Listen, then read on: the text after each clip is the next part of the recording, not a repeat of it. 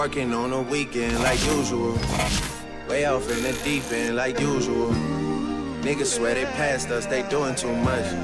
Haven't done my taxes. What's going on, everybody? Thank y'all for tuning in to From the 7 podcast. As always, I'm your boy Deuce. Always here with my right-hand man, Stat.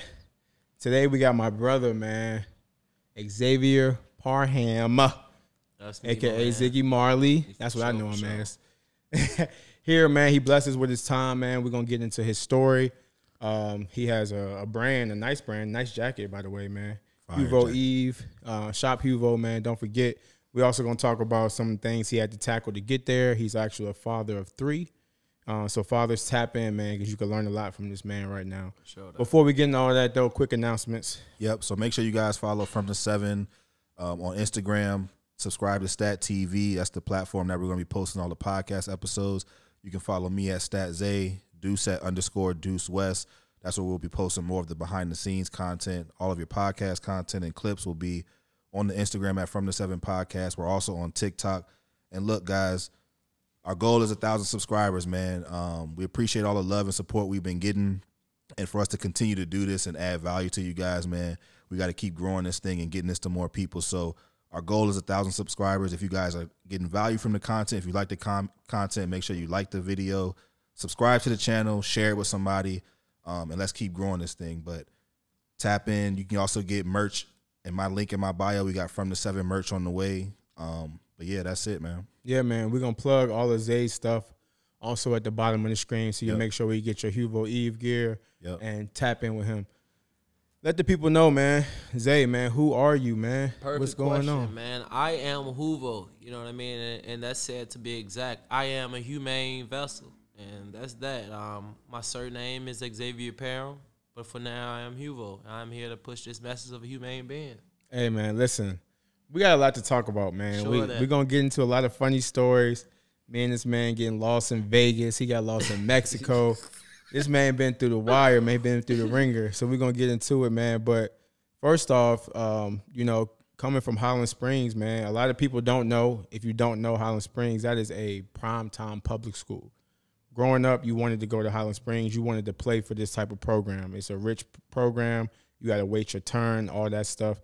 Me and Zeke actually went in there 9th grade year and got a win against this man. I don't think he remember. I do. Against this man. And it's hard to win in Highland Springs. I ain't getting the game, but I was there, though. I was a 10th grader. He's a 10th grader. Yeah. It's hard to win in Highland Springs. I'm not going to lie. I got out even 1-1 in my career, but that's hard to do. Yeah. But just let the people know, man, how was it going through that school, man? Because, again, it's a rich, prestige public school. All right, firstly, Harry, to be exact on that accord, my transition came from Petersburg, Virginia. Of course, I live my whole family origin based on my mom's side, that is, origins from Richmond, Virginia. But through times and tribbles and all of that trials, so my father's side lives in Petersburg, Virginia. And that's where we resided until it was time to as I say, and I say through this all of my stories, I moved a lot, and don't look at this, for children who are watching, don't look at this as your parents' situation. It's lessons and all of that. So when I moved from Petersburg, Virginia to Richmond, Virginia, it was the same hostile environment as far as the athletics goes. But when I got to Richmond, to Highland Springs High School, it was kind of like, these guys are family-oriented. It's not like you're just thrown out there and basketball is an outlet. No, it's like, no, basketball is life here at Highland Springs, you know what I mean? And the football program was amazing as well. But when it came to the basketball program, the gentlemen just dressed so well. They just played so well. It was a almost like expectation that came from the program itself. You weren't just a freshman that come in like, oh, I'm just this big-time freshman. No, you waited. Yeah, for sure. You had a guy in front of you that should have been in front of the guy in front of him, but the guy in front of him waited for the guy in front of him, so it was a trickle-down system. However, you learn from the person that was in front of you, and that's kind of the same thing I take from life now. That people want your manager. You learn from your manager to be a manager. You know what I mean? So that big thing of going through that fight was important for us in our story, and everybody who came through that Springer jersey, you know the fight that just going through those trials and tribulation led for you. That's dope. That have that Highland Springs background, to say the most. Facts. But really, man, I think, you know, for the people who know Highland Springs, and, you know, Zeke, you could chime in as well, the the pressure, man. The pressure amounted to be like y'all wasn't waiting to say, all right, I'm gonna wait my turn, and then when it's my turn, I'm not gonna perform. Like Lancaster had y'all on a ship where when it's my turn, I'm ready for duty, and like y'all won't missing a beat. So like, how was that training mentally for you? Like how was it started, most people prepare for games, but we prepare for practice, you know what I mean? Because throughout practice at Highland Springs High School, I'm gonna situate this to life. You go into a job or any experiment, you go into it, but however, things will change. But it only change if you do, right? You can go onto a team and know that you're the 15th man on the team, or you can go onto the team and say, I'm going to bust whatever name is today, and he ain't going to be able to stop me, or whatever it is. Pause my conversation. But he ain't going to be able to stop me, you know what I mean? I'm going to give him buckets, and this is my showcase, and this is my tryout, because it's expected of you to make the team if you're a baller. But it's not expected of you to take that upperclassman position, because think about this. As a freshman, I think I'm nice. But I got J3, Brandon Rozelle, Jamar Abrams, Andrew Maples, the list goes on, but that's just my senior class. But to look at the junior class that's beneath them, I got Harvey, Harry, and these guys went on to get scholarships, you know what I mean? Yep. But to explain that just goes with patience. Life has patience. Because you may think it's your time, but life is like, time is going to walk to you when it's time to talk to you. Don't rush it. Yeah. Because if you rush, you would have put yourself on that big platform and you would have been a fool. And then next thing you know, it comes down to, oh, he's not a player. Why Land playing him? Or you can't really predict that too much. It's kind of like, when it's your time. Because really, I knew I wasn't better than the guy in front of me. I could do some things that he could do. But if I was here for that whole big championship thing we was talking about, that guy in front of me had more experience because he sat there in that same seat I sat in. So, like, to all the viewers that's watching this, love the people that are in the position that you want to be in, because those are the people in the positions that you're going to be in. You feel what I'm saying? Because you got to be an NBA player before you're an NBA player. Mikey Williams, to say for least, he's training like Mike Conley right now. He's going to be in the NBA. So you ain't got to guess this. When you came into Highland Springs knowing that, what was your main focus? Was it coming in knowing what you're saying now, or did you understand that back then? Z, I came into a situation as if I was in Petersburg, the coach would say, hey, I saw you play middle school basketball, but I just uprooted and shift. Right? So I'm coming like a new start for you? I'm a fresh start. Yeah. There's no brother ahead of me to already have those accolades. There's no cousin who say, hey, my little cousin coming to your school, coach. Yep. I had to go really and put like my hands and knees and feet and love into this game. You know what I'm saying? Because every single day it was a battle. Not just on the court. It was a battle on how I'm going to get home today after practice. It was a battle on how, I go to a county school, but my mother wanted better for me because I lived in the city. I got to figure out how I'm going to get to the city. But shout out to Lack ENT that's from Richmond, one of our biggest promoters in the city that the city's ever seen. He had 3 little brothers that he was fathering himself, you know what I mean? And that year y'all beat us, I was a JV phenom, right? Sure was. I didn't have a ride home that night. Let's just say. Yeah. Because my chances were slim to none. Not to say that my parents weren't doing their job. They had other obligations to make sure I was there still. However, people like Lack ENT and people like Andre Fleming and CJ Fleming and the whole Fleming family, they really made sure that I got to my prospective residence. You know what I'm saying? And I really, even Mr. Mass and Mrs. Mass, those people I'll shout out in this regards, but they made sure I got home. I might have been getting more shine than their son or daughter, you know what I mean? But it was a part of that village that made sure that I am who I am as I am HUVO today. You feel what I'm saying? Hey, that's cold, bro. Important. That's cold because tapping into your phenom status as a 10th grader, bro, we know that very well because hearing you talk right now about Highland Springs Meadowbrook was the complete opposite. For sure. We won't wait no turns. We won't try to wait no turns. We coming in there like, yo, if I can make varsity right now, I want to make it. I want to play right now. I want to watch whoever in front of me. I want to play. And that came back to, hurt some of our players, a lot of our players. But going into that game, man, that you're talking about to tap into how much of a phenom you actually were, bro. JV, you don't have a scouting report. You don't. To freeze that, not to cut you off in the mid-sentence here, but I didn't know how much of a phenom I was because I was dealing with so many off-court issues. Oh, yeah. How I'm going to get home tonight after this game? Yeah. Damn, is my mom here today? Damn. Hey, am I going to make 3.0 tomorrow to make sure I play next to, like, these are all things that's going through the average humane being. You know what I mean? Because situations isn't always straight for people. Some people got to go around this curve and this curve, but we all get there at some point in time. But having the tenacity and having the strength to go through adversity, it's kind of like, that's what makes the warrior, you know what I mean? As I stand as I am HUVO today, those stories, I'll bring this back up to LAC ENT now today as my 30-year-old self. Like, I'll bring this, man, I'm so thankful for you, bro, for picking up the 15-year-old me and taking him home. He might look at me like, man, you got the best clothing line in the city, man. Why you still talking about that? Ultimately, that's what drove this clothing line. That's what drove this business. That's what drove me to be the man that's attentive detail to the things that I do today. You feel what I'm saying? Absolutely. Having strong, younger men in my life. You feel what I'm saying? So, no, for real, though. I 100% back that. That was for sure. We knew outside looking in, you didn't really know how much of a phenom you were because that's Zay and Zay's body at that point. You got so many things that we don't know. We just know Zay the basketball player, right?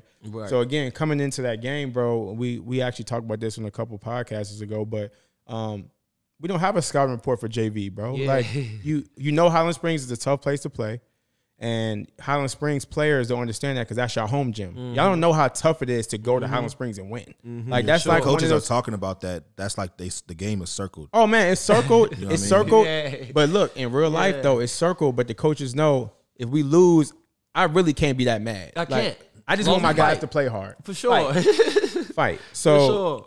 we walk in the gym, man, and Zig was rocking the 4. And I remember, Zay, again, this is attention to detail, bro. And this is some of the stuff, hold on. This is some of the stuff I wanted to wait till we got you on the show, man, because attention to detail, bro. Zay is wearing number 4. We know he's their best player. Right? That's all we know. We don't know if he's going right 2 dribbles, if he's going left, if he's strong with his left. Ain't no scouting report. We just know that's number 4 is the best player. You had the knee strips on, right? He had the knee strips on, and he's cut. Because think about, be honest, tell this man at Meadowbrook, we skipped all the, and he laughing because he knows it's real deal. But look, we skip all the stuff that's going to make us better basketball players, bro. We skip the gym. We cheat in the gym. Oliver say do 10 reps. What we doing, bro? 7 or 8. And then the person that's spotting you saying he did 10. We're not holding each other accountable, right? So Zig is cut, bro. And it's like, damn, like this dude, for real, is the next man up at Highland Springs. For sure. He really should be on. If he was at Meadowbrook, he'd be starting point guard at Meadowbrook. I shifted down to JV so I could get that experience. So you get reps. Experience is important. You get reps. Which is something that we wish Harry would have did. And looking back, he did too. But in that moment, we was chasing the wrong things. Exactly. And he said, no, I got to get on varsity because I know that's going to help me get ahead. Exactly. So Self-awareness. self-awareness. You know, that self-awareness pushed you to understand where you was going to be able to flourish. And of course, and do it was what you had to do. a prize slide, what you saying, the awareness of that. I was aware, Z. Yeah. Like, I was max aware, like, dang, I was just hanging with all the varsity dudes as a freshman, you feel what I'm saying? I got to warm up, you feel what I'm saying? My coach came and got me from my house. My 9th grade coach cut me, actually. 9th grade coach straight like, hey, X, you're amazing, bro, but we can't keep you. That same night, the varsity coach called me, called my parents, and then came to my house because my parents didn't answer the phone. When I got home that night, because I had to get a transit there, of course, my head coach for my varsity team was there. How does that drive the man and the beast? This man want me to play. So now I'm bought. You feel what I'm saying? Like, it's almost like Myers coming to your crib, sitting on your couch. You feel what I'm saying? How can you not go there? How can you not play your heart out? And from that moment, every ball that dribbled, every steal that was stolen, every shot that was scored, every assist that was passed was truly done in regards of a Springer. Because the coach that was ahead of that organization, he believed in me. He believed in me when I didn't even know what I was doing. I just stopped playing football. You feel what I'm saying? I jumped from, I ain't doing this, man. Can't tell you what. Got a place for you. So look, though, I want to tap into what I was real. What I was really about to say is the attention to detail, bro, because I don't forget anything. and to see this is you understanding what people saw of you. Mm-hmm. Zay is one being. Yeah. Zig is worrying about how I'm gonna get home. Yeah. We worrying about how we gonna stop this phenom. Yeah, no short. You don't even understand. No short, yeah. So now I see you. We see you in person because for those that don't know, Meadowbrook and Highland Springs aren't close together. Like you going across the waters. Town, for you sure, going across for the sure. waters to play somebody that you don't really play. We're not in the same conference, none of that. So we going to his house where this is for a young kid, we already know this is a program. Like everybody want to play for this program or something like it. So we go, we see you, man, in person. It was like, I ain't gonna cap, bro. It's almost like going to see LeBron for the first time. No, for real. Not to say that you're LeBron, Yeah. but it's the dag. We see this person and we hear about this person. Now we seeing him and he on the other side doing layups. Mm-hmm. Damn. And then you look like you're our age, or we were in 9th grade, but you're 10th grade, and you're cut and you're and like you look Yeah. strong and fast, and we like, what the hell? So look, Please hold on, give me a story to that when you wait. finish, please, brother. So the game starts or whatever. We end up winning the game. Yeah, you did by 3 points, if I'm not mistaken. It was a close game. Yeah. But what I say all that to say, bro, the celebration that we had was a total different outcome of life because we're ecstatic, bro. Coach is going crazy. You know, our coach Old Face used to always get red. Going crazy. We JV, bro. We little dudes. Yeah. And Zig is on the other end worrying about how he gonna get home. You don't care about none of that. You feel me? So I think, I say all that to say is the perspective of what you see of yourself at that time, because you just say, I didn't even know I was a phenom, and what others thought of you. Green. So imagine if you saw how people saw you. You feel me?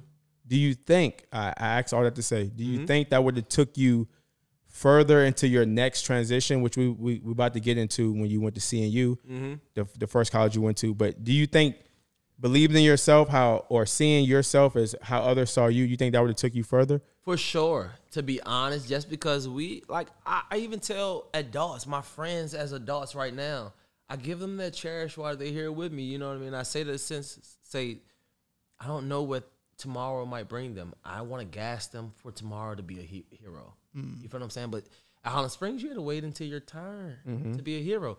So, like, you're a JV player. That's what you were.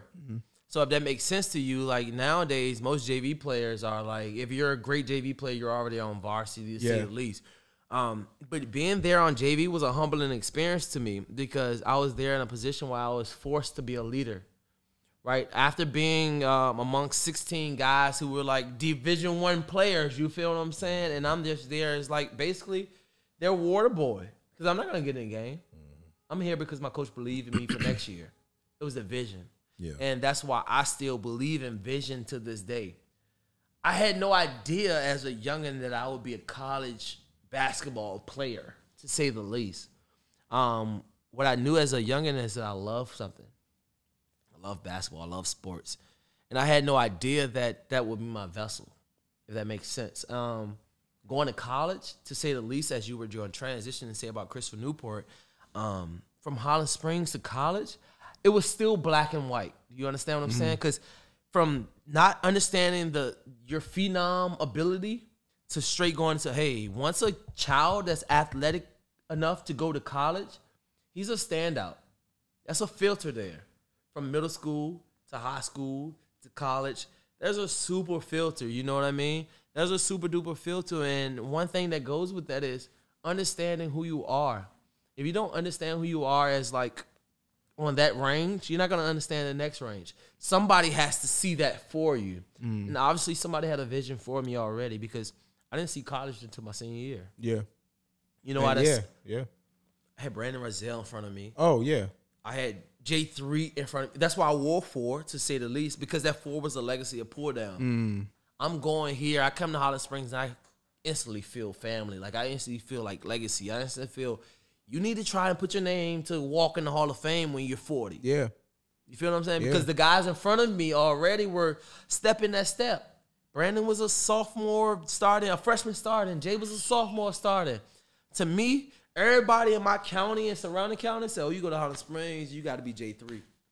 And that's J3. And to wrap up Highland Springs, bro, Yeah. but to tell the people how serious waiting your turn was only in a year time, bro, was the transition. And Zeke, we spoke about this on my origin story, was the very next year, I'm on varsity now, you on varsity because you're 11th grade, I'm in 10th grade. Yeah.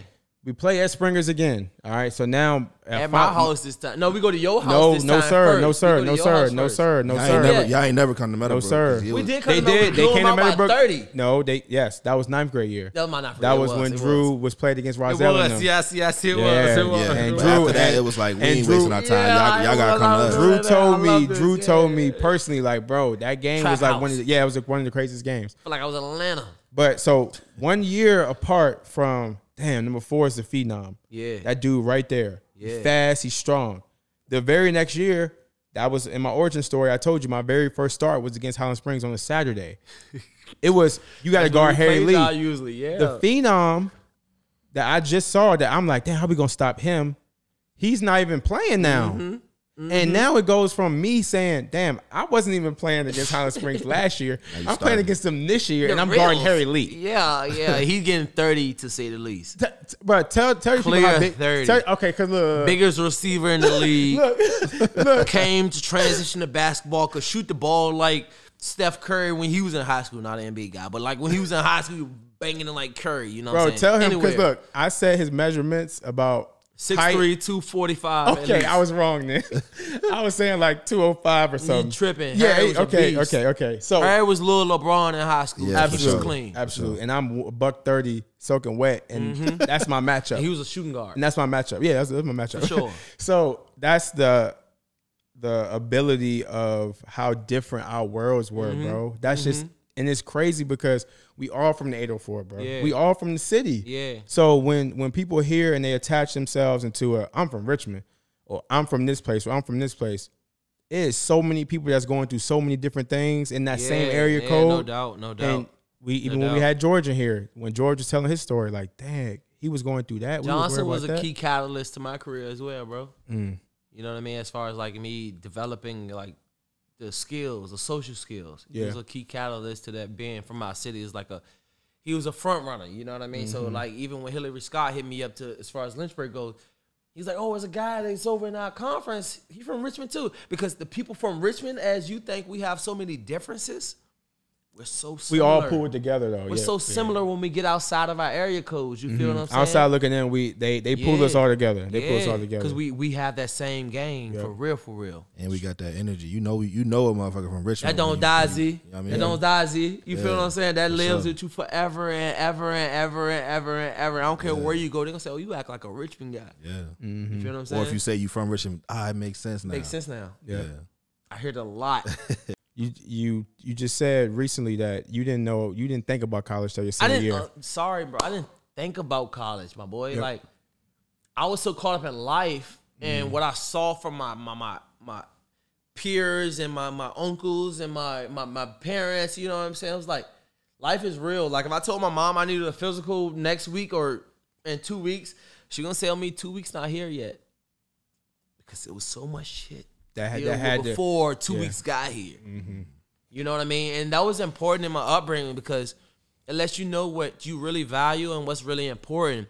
And you have to find a super balance. You can't come at your parents like, oh, Mom, I got to go to this basketball trial. She's like, boy, I got to pay the mortgage. You know what I'm saying? So you can have a resident to try out from. Yeah. You feel what I'm saying? But my mind and my perspective, but then my mom was open enough to, son, we got to do such and such this week. Or, son, we got to do such and such this week. Which made me be creative, which made me say, all right, well, my mom and I are going to such and such, and we ain't doing nothing. Then I used my friends, and they accepted me as a family. You know, in high school, I was asking my mom, why wasn't she getting $280,000 houses in high school? You feel what I'm saying? Y'all live in the projects, my boy. You feel what I'm saying? But when your mom go to drop you off to your friend's house that play in your, you know, you're like, oh, Mom, that house for sale right there. But to me, it's like, all right, I moved to this division. I moved to this district. The players play like this and the parents act like this. But that's not your setup. You feel what I'm saying? My mom had her own set of goals that she was trying. And there were smaller goals than I can even fathom to imagine, but they were so big that they got me where I am today. Does that make sense? Absolutely. You feel what I'm saying? For sure. I wanted to ask you though. So with all that being said, bro, how did seeing you come into the picture? Man, that was such a drastic change for you guys to ask me. How did seeing you come in? Christopher Newport University, which was like the top 14 prestigious school as I was a senior recruit, like reviewing this school as they were recruiting me. It's like they're major for athletics. Although they won a lot of championships. Shout out to this John too. They gave me a little ice to keep my son hyping. But like, like I didn't know, like they weren't like, if I Googled them, they weren't gonna stand out for basketball. But what they did was stand out for academics. And what I did not have like a strong structure of, what was prevalent then was academics. You know what I'm saying? That I was dealing with so much then that maybe my sister child's father brought us to school. You feel what I'm saying? And to that perspective, it was like, life is bigger than what I'm going through. And even as an educator, to fast forward, it's kind of like, that's why I understand them. But going back to in previous time, it's kind of like, as a ninth grader, I had to make sure I'd be in the school by 12:45 so I can play at 4:45. I didn't care what happened between those times. You know what I'm saying? My mom made sure we ate, made sure we had enough home over our heads. But as far as like the gear, I was edging myself up before the games. I was picking out, making my clothes and before the games, you know what I mean? But that wasn't just because like I wanted to look like that. It was because the influence around me. My best friend, shout out to J Mass, you know what I mean? J Mass had all the flyest J's. J Mass had the like cool shirt or whatever. I ain't gonna buy that dumbass shirt. You know what I'm saying? Excuse my pardon, but like I ain't gonna buy that. I don't make that shit because I can make that with paint. You feel what I'm saying? Yeah, but like, even like edging people up in high school, edging myself up in high school, making my own clothes in high school. When I get to college, transition to Christopher Newport, these people, like white people, I'm from a different culture. Only thing I'm here for is basketball. You know what I'm saying? So when I come out, I got to make some clothes because we're going out this weekend. Or I got to edge myself out because I ain't going to no barbershop, such. It's like that all started to transition in who I was as a person. And people started saying like, that's a cool shirt, bro. That edge up is fly. The whole time I'm like, dang. My friends went to the barbershop. My partner went to the Polo Outlet before we got here. I edged myself up in the room. I made this shirt the night before.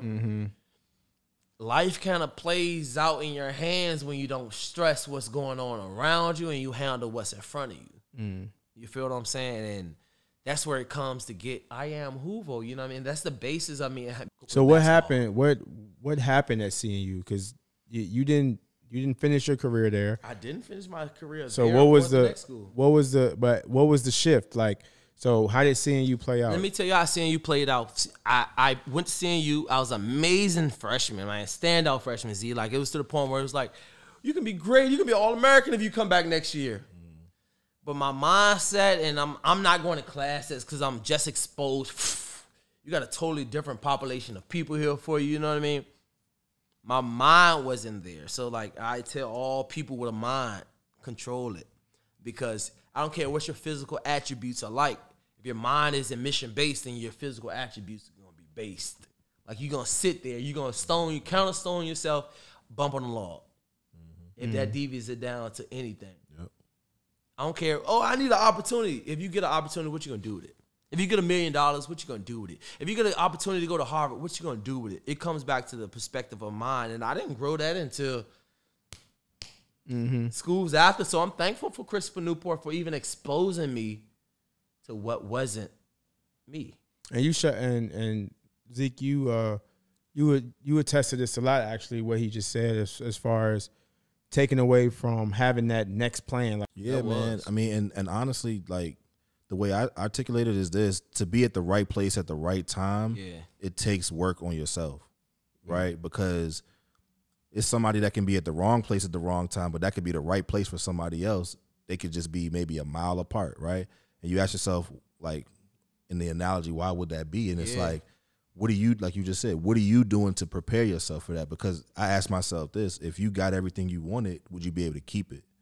Right. So if that opportunity was to show up, are you doing the things to keep it? And so what happens is, if you're not doing the things to keep it, you never get the opportunity. So you have to be self-aware. You have to put yourself in situations to, like you said, you didn't really understand at the time, you know, you had Virginia State at a young age, but you chose CNU. That was you NJIT. subconsciously saying, that, hey, this is stretching me to a place that maybe I'm unfamiliar, but maybe I need that. Very unfamiliar, Z. Like, it was to the point where it was like when I came home from an AAU tournament after my JV game, because I bumped down again from my previous story, it was like, Z, wow, oh, Liberty University just sent me a letter, handwritten joint. Maybe I should go run today to get myself. And now you're going to self-reflect and say, you know what? I see something different. Come on, bro. I'm uncomfortable there. Bro. I can't keep doing what I'm doing, and it pushes you to a place where you say, I gotta find a way to do that and I didn't reach that. always have that direct access to find a way to do so. Like my friends and peers that grew up, like the counties, like anybody from like if you know the counties, they like the paper guys. They like the, you know what I'm saying, baby spoiled kids. The city is where you get gritty, you know what I'm saying? Yeah. However, I lived in the city but went to school in the county, so it's almost like I gotta upkeep the county's attributes while living within the city's morals. You feel what I'm saying? So I gotta now, bam. I can't get to AmFam because my mom ain't fitting to pay $59 a month for me to go to Am, and she gotta take me there, pick me up. That's too much. So it got to me, and I drive this point within it trickles in my career. I had to take it within myself to put rocks in my book bag and run my project block. You know what I mean? Yeah. My mom like, boy, where you going with that book bag on? She thinking it's funny, but I'm really locked in this month. You feel what I'm saying? Yeah. Back hurting like from the rocks hitting my back. But my partner might got a weight vest. Yeah. My book bag mimics the weight vest. Yeah. So was it ultimately your decision to leave CNU, or? It was ultimately my decision to leave CNU. Yes, it was. And let me show you how that worked out. Just because of who I was, I mean, I'm being opaque, you know what I mean? Just because of who I was as a person, and future athletes don't do this, and if you do this, understand that there's a reason for this, you know what I'm saying? Just because I did this, it was like to a point where I had a college job, but I went home for the summer. Okay. But it was, the college job was so sweet that it was like, put in your time and come back, whenever, you will pay you either way. You didn't work at school. You didn't work after school. So it was just like, you was signed up on this list, get this money. So I thought it was kind of like that. Like, I'm at home, everybody, all my friends still doing it. You know what I'm saying? So I sent them, boom, boom. My coach called me, hey, X, the school just called me and told me that you accepted a check for $219, such and such. I did, coach. Well, actually, no, you have to be on campus and this, that, and the third. And from that point in time, I said, you knew what was going on. Mm-hmm. You know what I'm saying? Because everybody, it was green. Mm-hmm. But from that moment, it was like transition. Mm-hmm. Whether I was running from a problem or whatever the case was, it was just life transition. You know what I mean? Hypothetically, when we played a school called Lynchburg College, it was like a coach. It was probably 6'4", you know what I'm saying? Brown skin kid. He looked like me. You feel what I'm saying? He felt like me. After the game, I played amazing. He came up to me and said, hey, you know we want you over at our school, don't it? If you ever need to leave, see, and you come holler at us. He said, holler. He said, come call me. Mm-hmm. He said, as gentle as that. And I looked back at him like this out the layup lines, and it was kind of like, he was for real. And that's perfect transition. You feel me? Chapter 2, because he was real. Chapter 2, because this is where it all comes full circle into why we even here together. Yeah. So we're freshmen at the same time, essentially. Then we were fresh. I only had 34 credits. We were freshmen. Yeah, we were freshmen at the same time. So to let the people know, we were one grade. Yeah, we were one grade behind in high school, but we ended up catching each other in college. And so my transition, which I talked about in my origin story, going to Lynchburg College, my best friend Drew was there. I get on campus. Yeah, shout out Juicy. I get on campus, and he take me right to Coach Scott's office. So hey guys, you know how Coach Scott is. Super cool. Hey guys, glad you're here. Da, da, da. We got another guard from Richmond coming in. Yeah. Zay Parham. Boom. We instantly knew who he was. Oh, Zay, we know of Zay because again, being from 804, hoopers. Now transition back to what I told y'all earlier in the show was last time I checked, this dude was a phenom in 10th grade. No doubt. And now I'm about to team up with this guy. Yeah. Me and him on campus early for SOAR, because remember we came in early. Zig walk around the corner with some sunflower seeds and a New York Yankee cap on, but it wasn't a fitted. No, big gown. Wasn't a fitted. Yeah. But the swag was perfect because when coming up in those years, fitted, snapback, that's it. Yeah. he always rocked the ball caps. He was the first original ball cap guy I ever met, and he swagged it out. And he loved having some sunflower seeds in his hand. Always. So now, I transition that to ask you, bro, what were your first thoughts? Like, again, outside looking in, I see at least. Yeah. This is the phenom that I was just talking about 3-4 years ago. Now he my teammate. Did you even look at that opportunity as like, damn, I'm about to team up with some Meadowbrook guys, or it was just like, I'm about to come hoop? Yeah, I was coming to hoop, my boy. And to keep it a bone, right? I had no idea who was coming in. I had no idea who they really had, opposed to one of my old AAU teammates whose father was really like a, god dad to me. You know what I mean? Shout out Coach Connor. Yeah, shout out Big Coach Connor, man. Yeah, Connor, bro. Gotta shout out you, my boy. Shout out to Coach Connor before that, but opposed to that, my bro, that year transitioning due to we being a year apart, I come back and went to a community college because this interest coach said, hey, I need you to get some credits, man, to fulfill the board so we can get you here with some money, you know what I mean? So my job was to make sure I was eligible to play. Eligible, firstly, having the correct contacts as far as the classes that I was taking and the teachers that were teaching me in those regards. But most importantly, I still had to have a job to sustain, to get back and forth with class, a job to sustain, to keep up my image, a job to sustain, to keep my tummy full. You feel what I'm saying? Because at that point, I'm a 18-year-old child of my mom's. You know what I mean? So if you know culture, you know how the black community works. It's like once you're 18, it's like, what you gonna do? Yep. You know what I'm saying? What you gonna do? Yeah. You feel what I'm saying? So, yeah, I know what you want to do, but what you gonna do? Yeah. And that was big to me. And one thing I did not want to play on my parents' behalf is me being another burden to everything that life has already dealt them. I wanted to be the expressive outlet to say, hey, my son over in college, I was the first of 4 children to make it to college, you know what I mean? The first person that went to college upon my mom's side, again, none of them are illiterate, but it's just the workforce and the skills and the need for now that changed their life's path. But my great uncle was the next to go to college prior to me on my mom's side.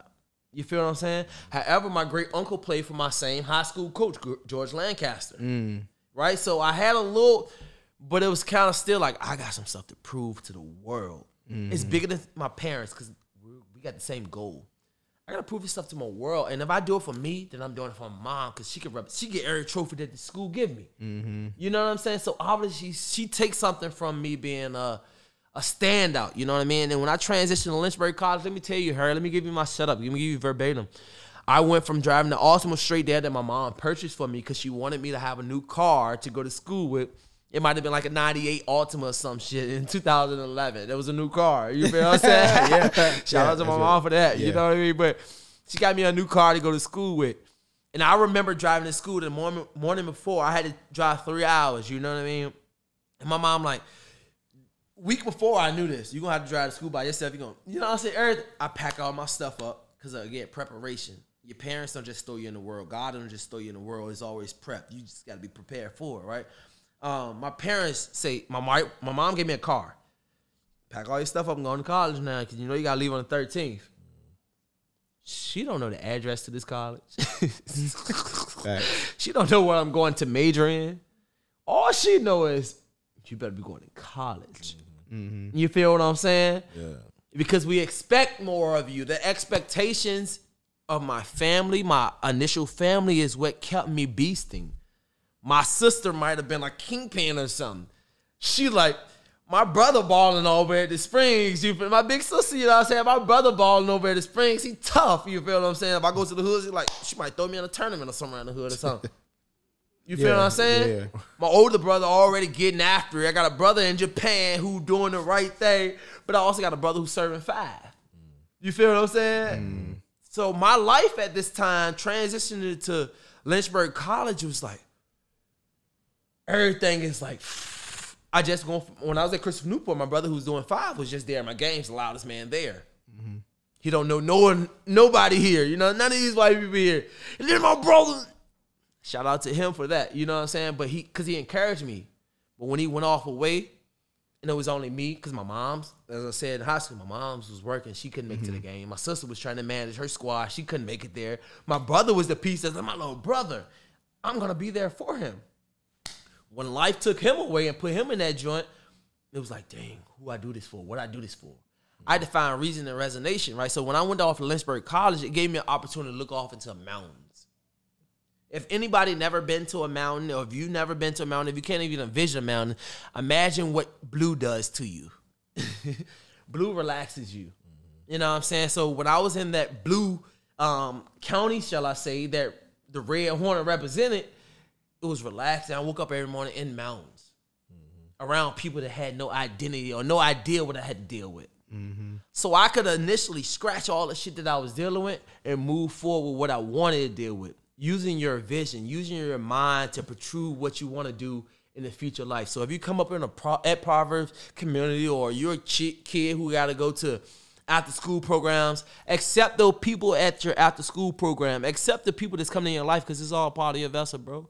You gonna be dope as shit afterwards. What I think is dope, man, is that, you know, we talked about this, Deuce, like, there was always those indicators that when you look back on your life, you realize the person you become, you always been that. And just hearing you talk about from cutting your own hair to envisioning what it was like to be in the mountains, where for somebody else, they don't even think about that. Yeah. But it all comes back to you using your mind in a place that might have been some lows and taking that and restructuring it and putting it into something that the word we use is creative. And I think there's so much power in that, especially coming from our culture, because we talk about a lot about the things that kind of held us back or held us down as a culture. And I think if we kind of shift that mindset and understand how much it'll help us, it turns into what you're talking about. I know we're going to get into your clothing brand, but like, just to even, like I said, looking at the beginning of just cutting your hair to now doing what you're doing, it was always there. It was pride, though, like what and you you saying, tapped like, into it when it was the most important. It was in you already. Like, let me tell you why I was in you and how I was in you. I'm bringing this Christopher Newport in Lynchburg.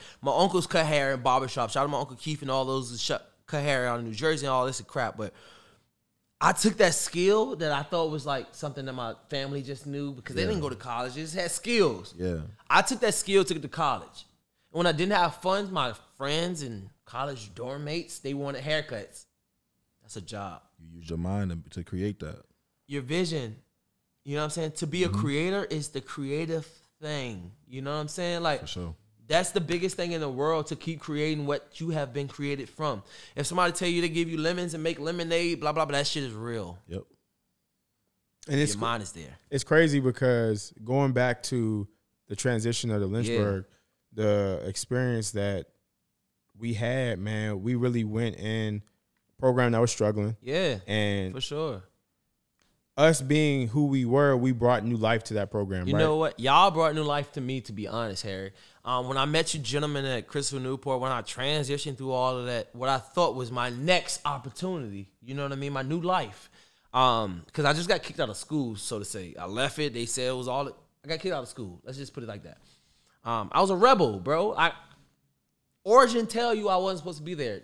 A whole generation skipped without me being a person from my family being in college. So obviously I wasn't supposed to be there, right?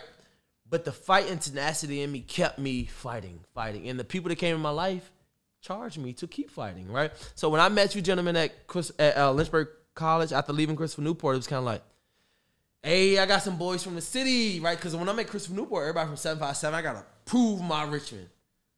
You feel what I'm saying? When I got to Lynchburg College, I already got 3 Richmond guys with me. I'm like, all right, God, we can relax. Hey, what's up, my boys? You feel what I'm saying? But it got to a point where it was bigger than Richmond. We were doing this. I mean, it was bigger than us. It was for Richmond. We repping for Richmond at this point. You feel what I'm saying? It was like, it's 3 Richmond guys on this team. They play alike.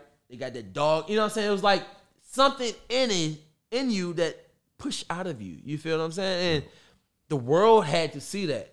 And I don't think I was doing it for my mom at that time. I don't think I was doing it for my old coach. I was doing it for my city.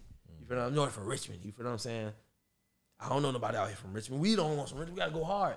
And it was a persona that upkept. Your coach would be like, they got Richmond guys. Oh, yeah, for sure. We got that tagged. We mold that, you know we what I'm got saying? that tagged on us. Molded. And it was cool. It was cool thing to embrace, but it was also, you knew how others looked at you outside looking in. Perspective. And I remember, bro, vividly, there'd be times where, you know, in the preseason workouts and stuff, again, outside looking in, Zay only knows what Zay's thinking. You don't know what other people are thinking. And it's like, damn, I'm watching this dude at work. And I'm seeing this Highland Springs kid develop into still being a phenom, bro. Like, you weren't just a regular player, bro. You led the ODAC in steals. For sure. I think you might still have Lynchburg College's single game record. I think you and BB got like 9 steals in one game. 10. Yeah. Yep. And then you were like number 5 in the nation. So, like, having all that success and what we did at LC, bro, you really changed the culture of how they view other players. No doubt. Like, you would literally get steals and put your hand in the air. Got one, coach. And people in the stands like, we don't know how to act because we never had players like this. He yelling and but we like it. Yeah. You know, it's like we don't know, but we like it. Is he taunting? We gonna taunt. Yeah, it's like that was real, and seeing that firsthand, bro. I really want to give you some flowers right quick because that helped me transition into embracing not just only where I was from, but like not caring about a lot of things. Like you said, you were a rebel, bro. Like we weren't rebels coming in. Like we weren't. Like we were like, yo, we gonna, all right, yes sir, we're gonna do that. We're gonna do this. We're gonna be there. I left orientation. Said, man, I gotta unpack my y'all. Yeah, and I we, remember bro. that. Yeah, I feel you. A lot of the times, bro. Zeke, a lot of the times, bro, I'm not even gonna hold you. This about to be a very, very funny segment right here, bro. It's because, bro, it was like, yo, 60 minutes on that clock, Zeke, before practice. If you're not up here by what? Like, it was like 10 at least at the minimum, you late. Bro, we been in the locker room. All right, y'all, I'm gonna head up. I know it's like 20 minutes. I want to be straight. Zig not even in the locker room yet, right? Dang, man. Me and Juicy, where's Zig at? I don't know, man. He said he was on his way. We live in the same dorm, bro. Same dorm. So kick it. We got our shoes. We walking away. We go and knock on his door. He in that joint with no shirt on, sunflower seeds. What's up, y'all? Like, he's taking his time, sweet time, right? And it'll be a moment where we were like, yo, he is towing the line. But that was just him. Like he said, he could have, we knocking on his door. He got sunflower seeds. He chilling. We don't know what he just did before that. He could have had a serious phone conversation, taking care of something back at home. He got real life stuff going through his head. We like, yo, we got to hurry up and get to the gym. Yeah. And he would run up there with like 3 minutes left, bro, and just be ready to go.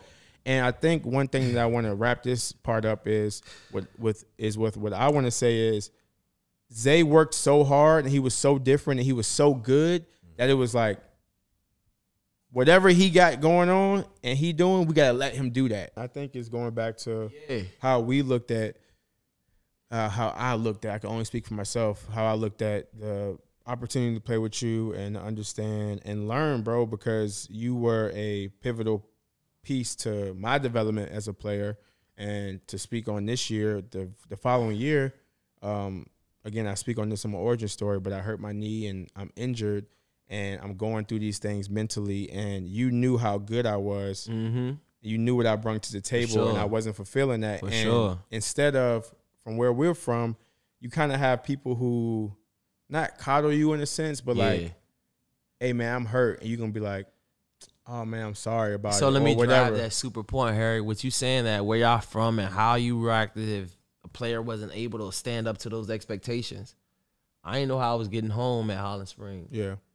That don't mean they ain't need 10 and 10 from Zig. Mm-hmm. You feel what I'm saying? And in that perspective, it was kind of like that origin of Highland Springs, of going through what people expect. I need this from you, Zig. Mm-hmm. To going to Christopher Newport, it's like, man, we're so happy to have you here, to going to Lynchburg College where I transitioned again to like, man, y'all understand me, bro. Having people that kind of understand you, but in the same token, y'all were two sides of the coin. Mm-hmm. But within all that being spoken upon, you, Harry, you would come to my door as you spoke in that last narrative. You would knock on my door. Hey, Zig, time for practice. You feel what I'm saying? You cared of me enough to say, Zig, time for practice. If you would have got to the gym and the coach said, why is Zay in here? Y'all live in the same dorm. Why you not? You did what you were supposed to do. You feel what I'm saying? Mm-hmm. Like, you care for me enough to be here today. You respect that? Like, I don't care what the situation was, yo. Hey, Zig, we got practice. I don't care if I'm late. Hey, Zig on the way now. Covering for me, you know what I'm saying? Which happened to be my lack in society's norm. But when you get into a position in a space where you're comfortable with what you are and what God has given you, nobody can knock that timing off. And when you can go there at that 3-minute mark and still get in there and still get 14, 9, and 8, shit, what's your coach going to say? But is that a thing that our black culture need to accept, or is this something that we need to improve on? Do we need to leave out the door when our friend or our teammate say, hey, time for practice, bro? Or do we say, no, I need one more minute because life didn't set me up like this? It's kind of like being accepted her. It's kind of like being able to find that median. And I needed to find that median. That's why that wasn't my last step. Do you think, too, going back to it, I think what a lot of people can get from this is me and you played the same position. For sure. Right? So coming into it, we played the same position.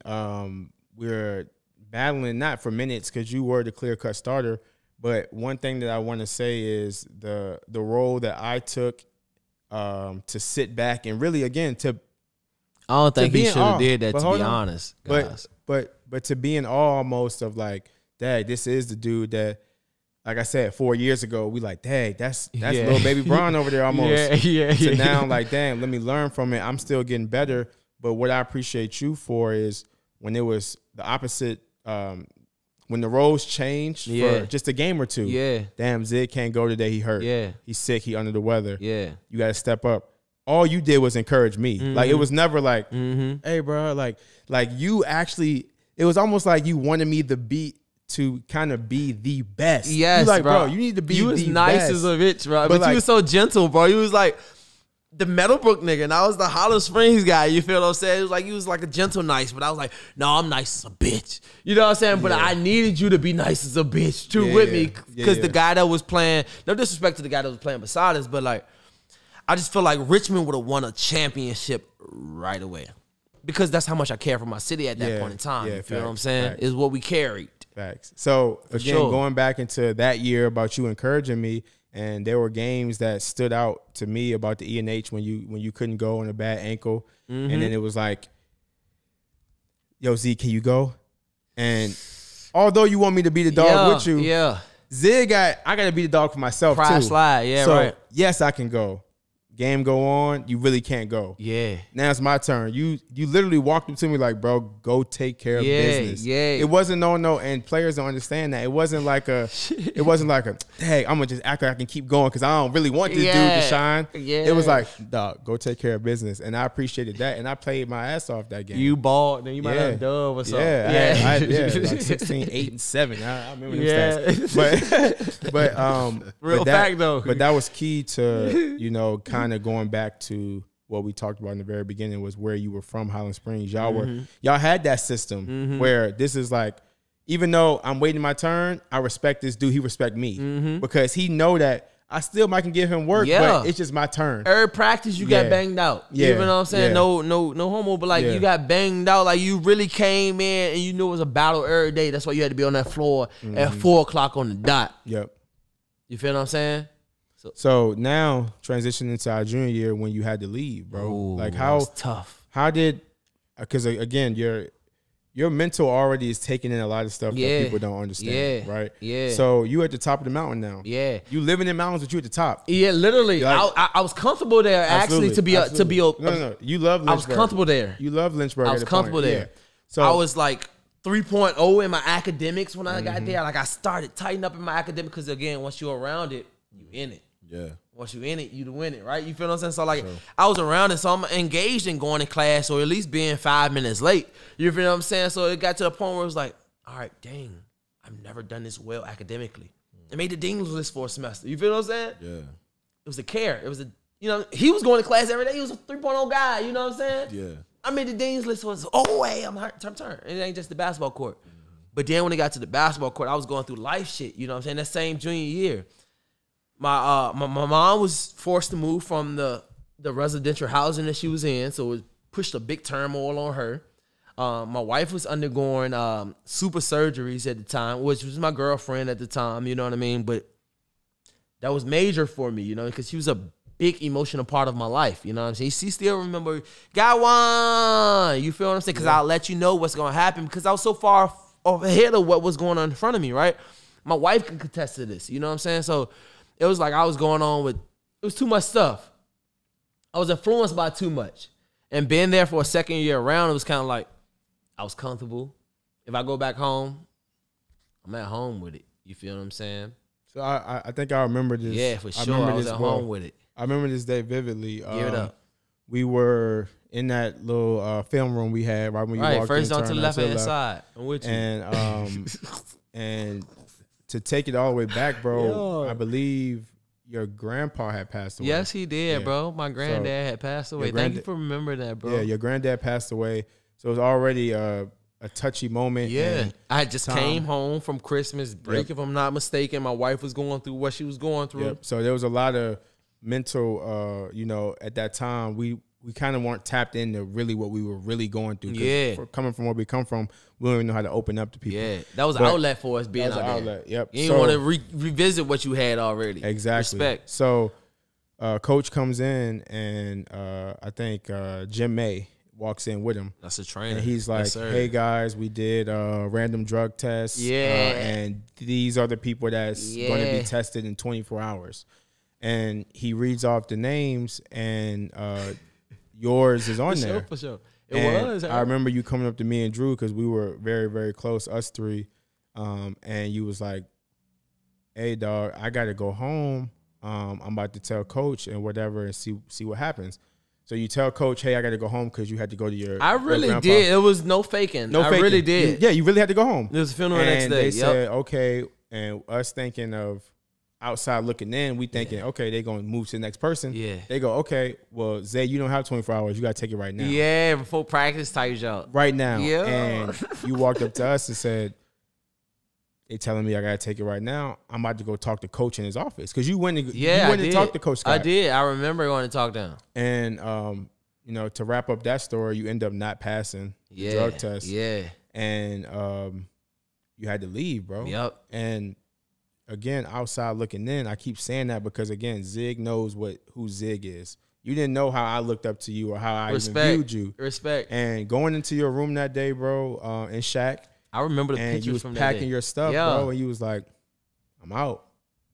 And that hit me, bro, because now these past 2 years, this is one dude that tapped into, because again, Zeke and them been telling me my whole life how good I was. And I always understood how good I was, but I never had somebody to push me to the point where it was like, you weren't being negative, but like you were so disappointed in how I was playing because you knew how good I could be. I knew it, bro. I knew it. I still knew it, bro. So when you left, I'm like, damn, who was gonna be that one to be on my ass, bro? Like really, who gonna hold me accountable? Who gonna hold me accountable if I'm not really doing what I'm supposed to do?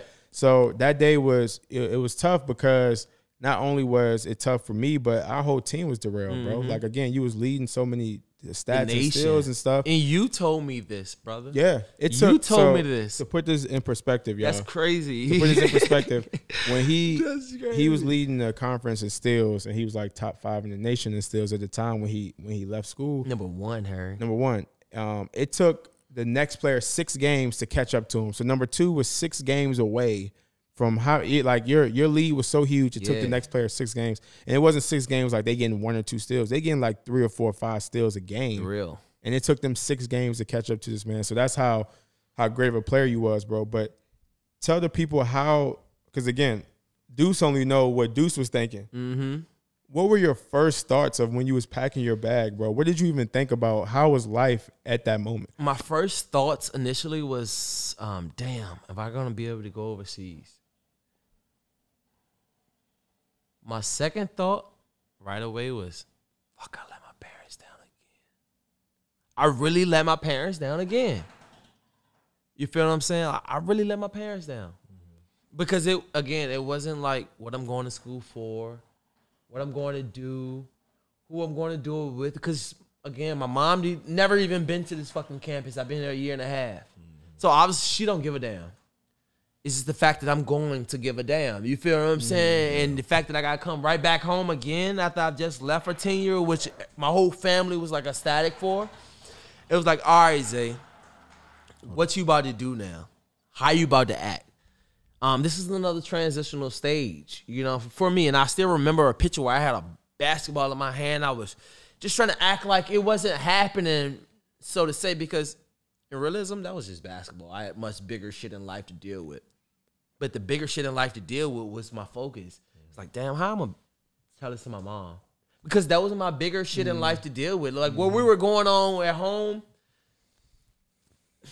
You feel what I'm saying? This was an outlet for me. Playing basketball here was an outlet. Seeing these people here was an outlet. Seeing, hey, I'm in a college jersey was an outlet for me. That was something my home could be turned up for. Something that can have them to be like, all right, we ain't gonna worry about this right now. Zay about the ball, and let's go check the live stats. Yeah.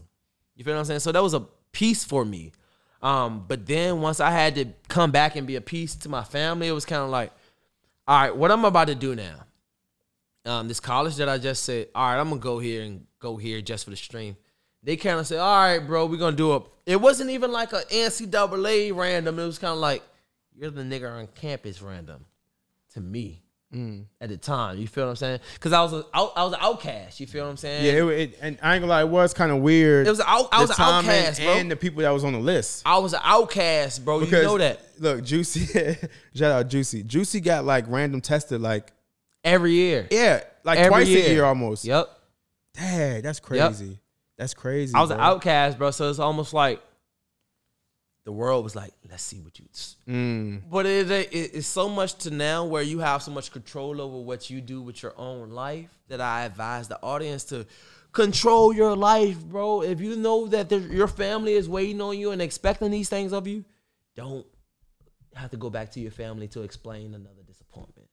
Yeah, but this the thing too, though, that people need to understand as well that you just made me think of, man, is like the beauty of life is understanding no matter what happens, who you gonna be, life gonna put something in front of you. I swear about that. And if it ain't basketball, it's gonna be something else. It's already in your vessel. Until you go from this earth, there's always going to be things that are going to, unless you get so comfortable that you bury that, life is always going to put something in front of you to show you where you really need to be at.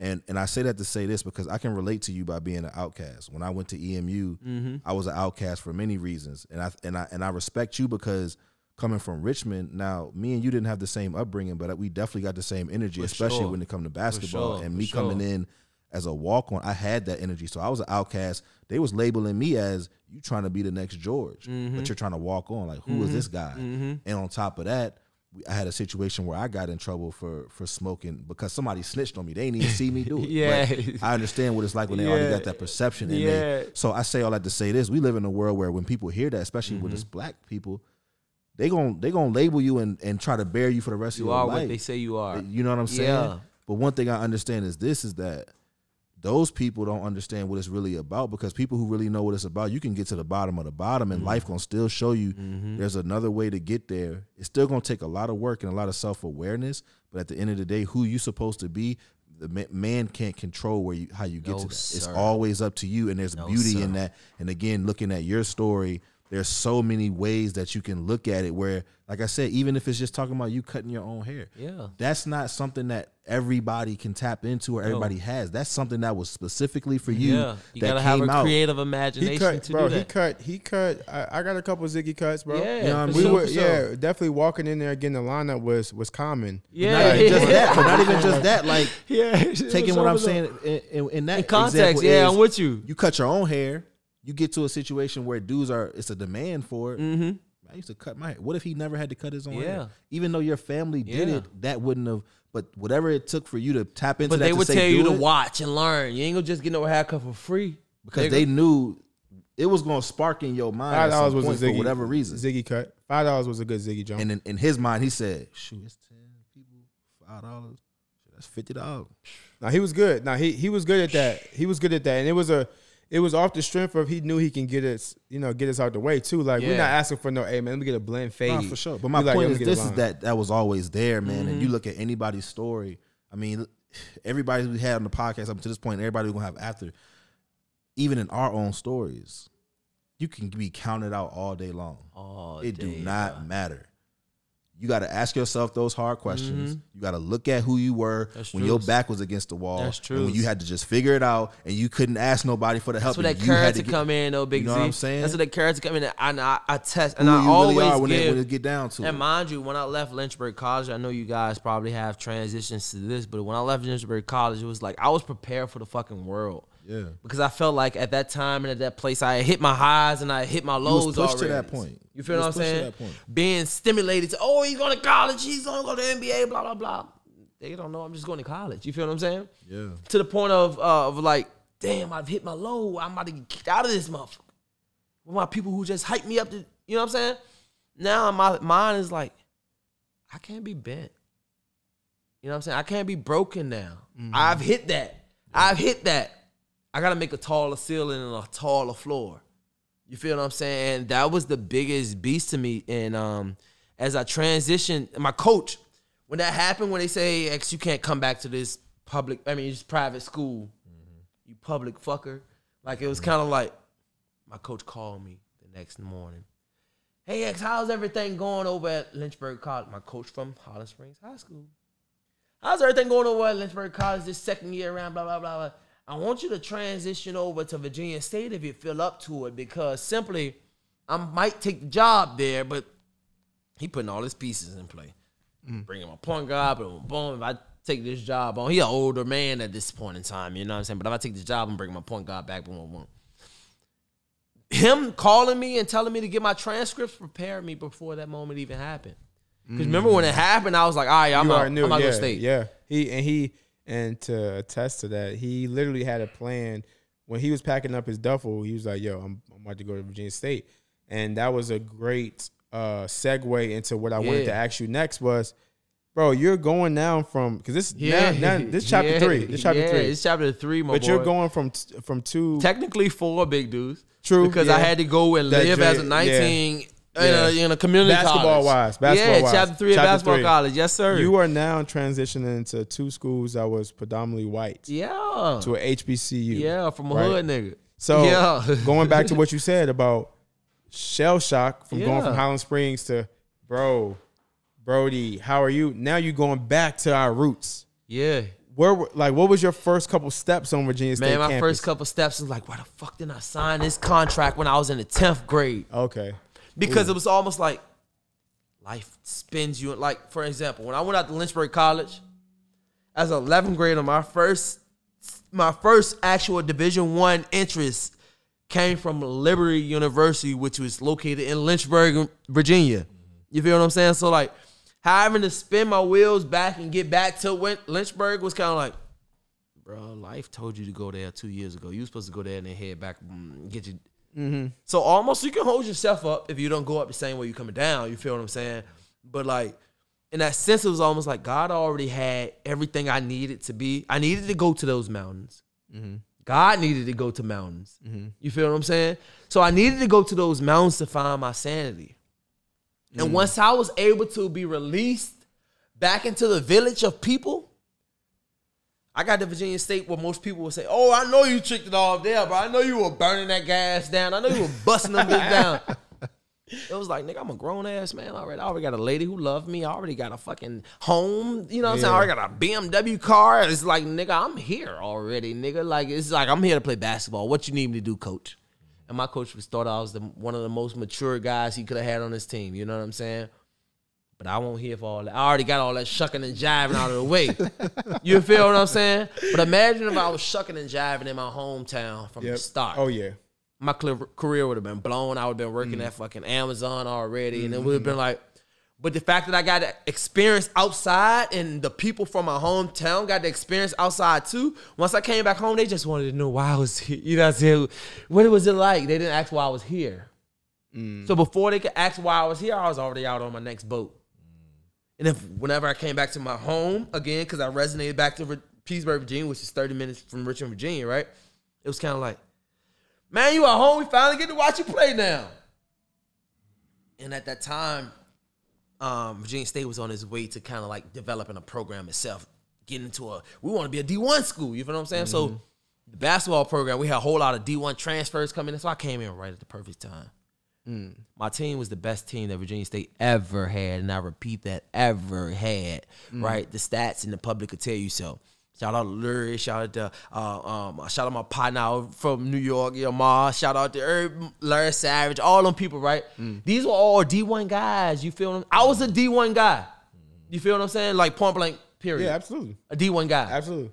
And we said that when we were, before we launched the podcast, we had conversations of we were D1 athletes, bro, but we didn't have D1 mindset. Pow. That's the only thing that didn't change. That's the only thing that didn't change. Because I go out there and chop up a D1 open gym or whatever, but my mindset wasn't the same when I left them. You feel what I'm people. saying? So Yeah. Harry West, when I left Lynchburg College my junior year, and I felt like I was rebuttaling back into a spiral down, right?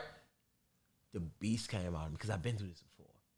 I experienced this before. And you know, as a man, as a black man, as a nigga, if you've been through something before, I already been through it. I ain't, you know what I'm saying? It ain't no stress to me no more because I've seen this before. This ain't like a kangaroo. This is a pit bull. I see pit bulls all the time. This is not a kangaroo. You feel what I'm saying? Sure. Yeah. Like to be cute, like this is not that. You know what I'm saying? So when I go back to experiencing something that I've already been familiar with, it just put my feet up and gave me fucking Croc shoes, bro. When I got there, bro, I had already been conditioning myself all summer. I had already locked in my mind that I ain't come back to Richmond. I'm staying in Petersburg when I do this job. So when I got to Petersburg, I was the most conditioned player there. My coach had no opportunity other than to play me. Yep. You feel what I'm saying? And then when I got there, the stage there was the stage that you and I, and Conley and I, and Swerve and I, Christopher Newport, and Harry and Drew and I, Lynchburg. That's the stage that we wanted as far as like the people saying, oh, that's my partner in the hoop. Oh, that. You coming to the games. You gonna watch CIAA TV. You feel what I'm saying? You gonna understand what's going on because the basketball occurred, the culture, and in the black community, culture was basketball. Culture was hip hop. Culture was what the black man exuded. You feel what I'm saying? But if we were at Lynchburg College, whatever I exude is like, that nigga smoke weed. He a rebel. He's not on the dean list. Do he play basketball here? Mind you, I say that to say, like, I was literally in an experience with Harry where we're in the gym trying to get up shots. They putting us out the gym at 11 o'clock at night. We trying to be great. So we said, all right, we could go get fly, go to a party, because we're in college, right? The same dude that put us out the gym come to me and ask me, mind you, Harry with me. He come to me and ask me, did I have my ID with me? I said, nigga, you the same nigga that just put me out the gym. I just had a game here earlier, my nigga. You feel what I'm saying? Yeah. You know who I am. You can attest to this gangster. Absolutely. Like, He just told that story the other day. And that's the key part of He literally just said that. how the biggest stories, component, how bro. the stories go back to even what you and George's story was. Even when we had times, because we didn't have them all the time, but when we had times like, yo, let's go get some shots up. Because on the weekend, what were we thinking about? Yeah. Hey, man, wait till the sun go down. We're going to hit this ABC store right here. For sure. Right around the corner, 7 minutes away. Yeah. We're going to get lit. Y'all had it where y'all can go in the gym and really work out and get better. So this particular day, bro, we decided, let's go put the work in before we do this ABC run. Right. Dude kicked us out. All right, we still going to go do this ABC run. Maybe an hour later, he hit Zay with the, can I see your IDs? And we all were like kind of like baffled almost, like, are you serious? And that's the type of environment that we had to deal with. And that's what kind of held us down. Back to the story where Harry was saying how they pulled me out of nowhere to say, hey, you're going to take this drug test. I always had dude to tell us, nigga, you just saw me in the gym. You're like, sir, here's my ID, but remember, you just saw me in the gym. Because I'm a Richmond kid, you know what I'm saying? Yeah. But again, from a Richmond guy to all the Richmond kids upcoming, we want to really make our transition smoother. Because you already have like a obsolete of people who kind of like, he from Richmond, he gonna act like this, act like that, act like this. But that only happens because the people in front of you act like that. Create your own narrative, be creators, and stick within your blueprint, guys. I swear by this. Stick with your game gonna stand for itself. So now Virginia State is over. Big. Right? It's over, right? So Big. What I know what happens next, but to again, the naked eye, nobody knows what you're going through mentally at that time. Right. All right. So Virginia State is over. What is your first initial thought? Are you thinking about working? Are you thinking about being creative? Or are you still trying to dribble the basketball? No doubt about this, Harry. I'm trying to put oxygen in the basketball and pound that thing to it. Don't want to come back to me, all right? Okay. In the sense of saying I went to Virginia State to expand my career. And when I was having a conversation with my coach prior to Virginia State, I was kind of like, my only question to him before my departure is this going to alter my chances of making it to the next level? Because, again, I'm on a filter system. I'm trying to get to the highest level because the guys in front of me keep going up levels. You go from college to Euro. So that's what I expect of that because, again, what's expected of you. So once I get there, Harry, it's kind of like, dang, we just lost CIs. What do I do now? So now I was like, that's when that dog come in me. Why did you transfer 3 schools? Why did you keep dribbling the basketball to make your family proud? You know what I mean? And that kept growing on me.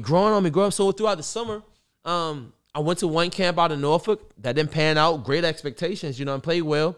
And then I think the next summer, 2 months later, because that was in April, by June, I think I might have reached out to you in regards because No, I was both with you. you was at the 757 camp. Shout out to Deuce West for that, man. Yeah. You was. Yeah. I had on Charlotte. It's crazy. I had the Charlotte Hornet LeBrons that year. I was rocking at that joint. We all did good. Me, you, but and you see how life kind of like. So that's transitioning into what we was gonna talk about next. Damn, that's crazy. We both went to 7-5. We played at Maury. We did. And then Moore High School. Yep. And then the business side of it started to dawn on us a was little bit. Big. Because we got there and we said, man, let's hoop. Roll the ball out, turn the lights on, let's hoop. And then when we realized there was a sheet with your name on it and the school you went to. You know what clucked me before you get to your next point? When we were sitting, waiting, warming up, and we saw some people in the stands, and we were like, damn, they must be cheering for bro. Oh, that's an Asian. She must be here for bro. That was the pinnacle of my pro career, as I say. Because I realized how important business was. I realized how important she was to getting that sorry-ass nigga a job. And that same sorry-ass nigga and that same lady who was supporting him was the same lady driving my career. Because I was like, damn, she's supporting him. Mr. Paddock, you knew what I'm talking about, not to speak a name, but yeah. Like, she's supporting. Man, I'm nice. Oh, yeah, for sure. That, you know what I'm saying? How it turns around and drive you. You feel what I'm saying? We didn't know, bro. Yeah. Like professional basketball, and again, for the young people that's watching, that's not even on that level yet, it's not the same. Like whatever y'all think it is, you have to really start putting business in your mind at this very moment, because it's an eye opener when you get to that level and you're like, yo, it's not about how good we are. And from Florida. I'm a transition again. I'm gonna transition into something I know you don't remember. Like I said, I remember everything, every detail, but it's gonna really rock your world when you realize how much business is in it. Because when we get there, bro, we realize like, dang, like they set this up and really they just want our money. Yeah, we really out here hooping. Yeah, but they ain't looking at us because again, they had a sheet with your name on it. For sure. They had the college that you went to beside it. Scouts would come and look at the college you went to first. So if your name wasn't big, oh, I see Boston College on here. Cool. Let me look up. Okay, I'm gonna look at him. I don't even care who's out there else. Right? So cool. I remember this. We went there. Camp was all right. We did good. We kind of left like, okay, whatever. But now me and you thinking, what's the next one? For sure. Jaquan said, what's the next one? Quan was like, Vegas. He was like, Vegas. I remember Quan. Shout out to the 3 guy. Yep. Yeah. Quan was like, I don't think I can make that one. We like, yo, let's try to make this work. Transitioning, we go out to Vegas, bro. We did fly all the way to Vegas, 600 miles away. 600 miles away. Yes, More than sir. that, probably. More than that. About 600. You think so? Yeah. All right. Anyways, from 804 to shout out to Vegas, and Zeke, you live there, so you know a little bit more than us.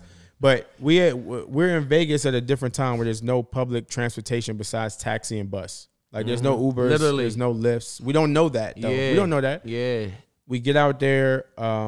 Now when we get out there, I think did I get there before you? That was my first time coming to Vegas. I missed my flight. I got to Vegas first. I got to Vegas first. That was the night before. Yep. Hit you up, Zig, bro. I missed my flight. They housing me in Baltimore till tomorrow morning. Yep. All right, bro. Just let me know when you touch down. Cool. I get out to Vegas, and now we wanted to get there a day before together.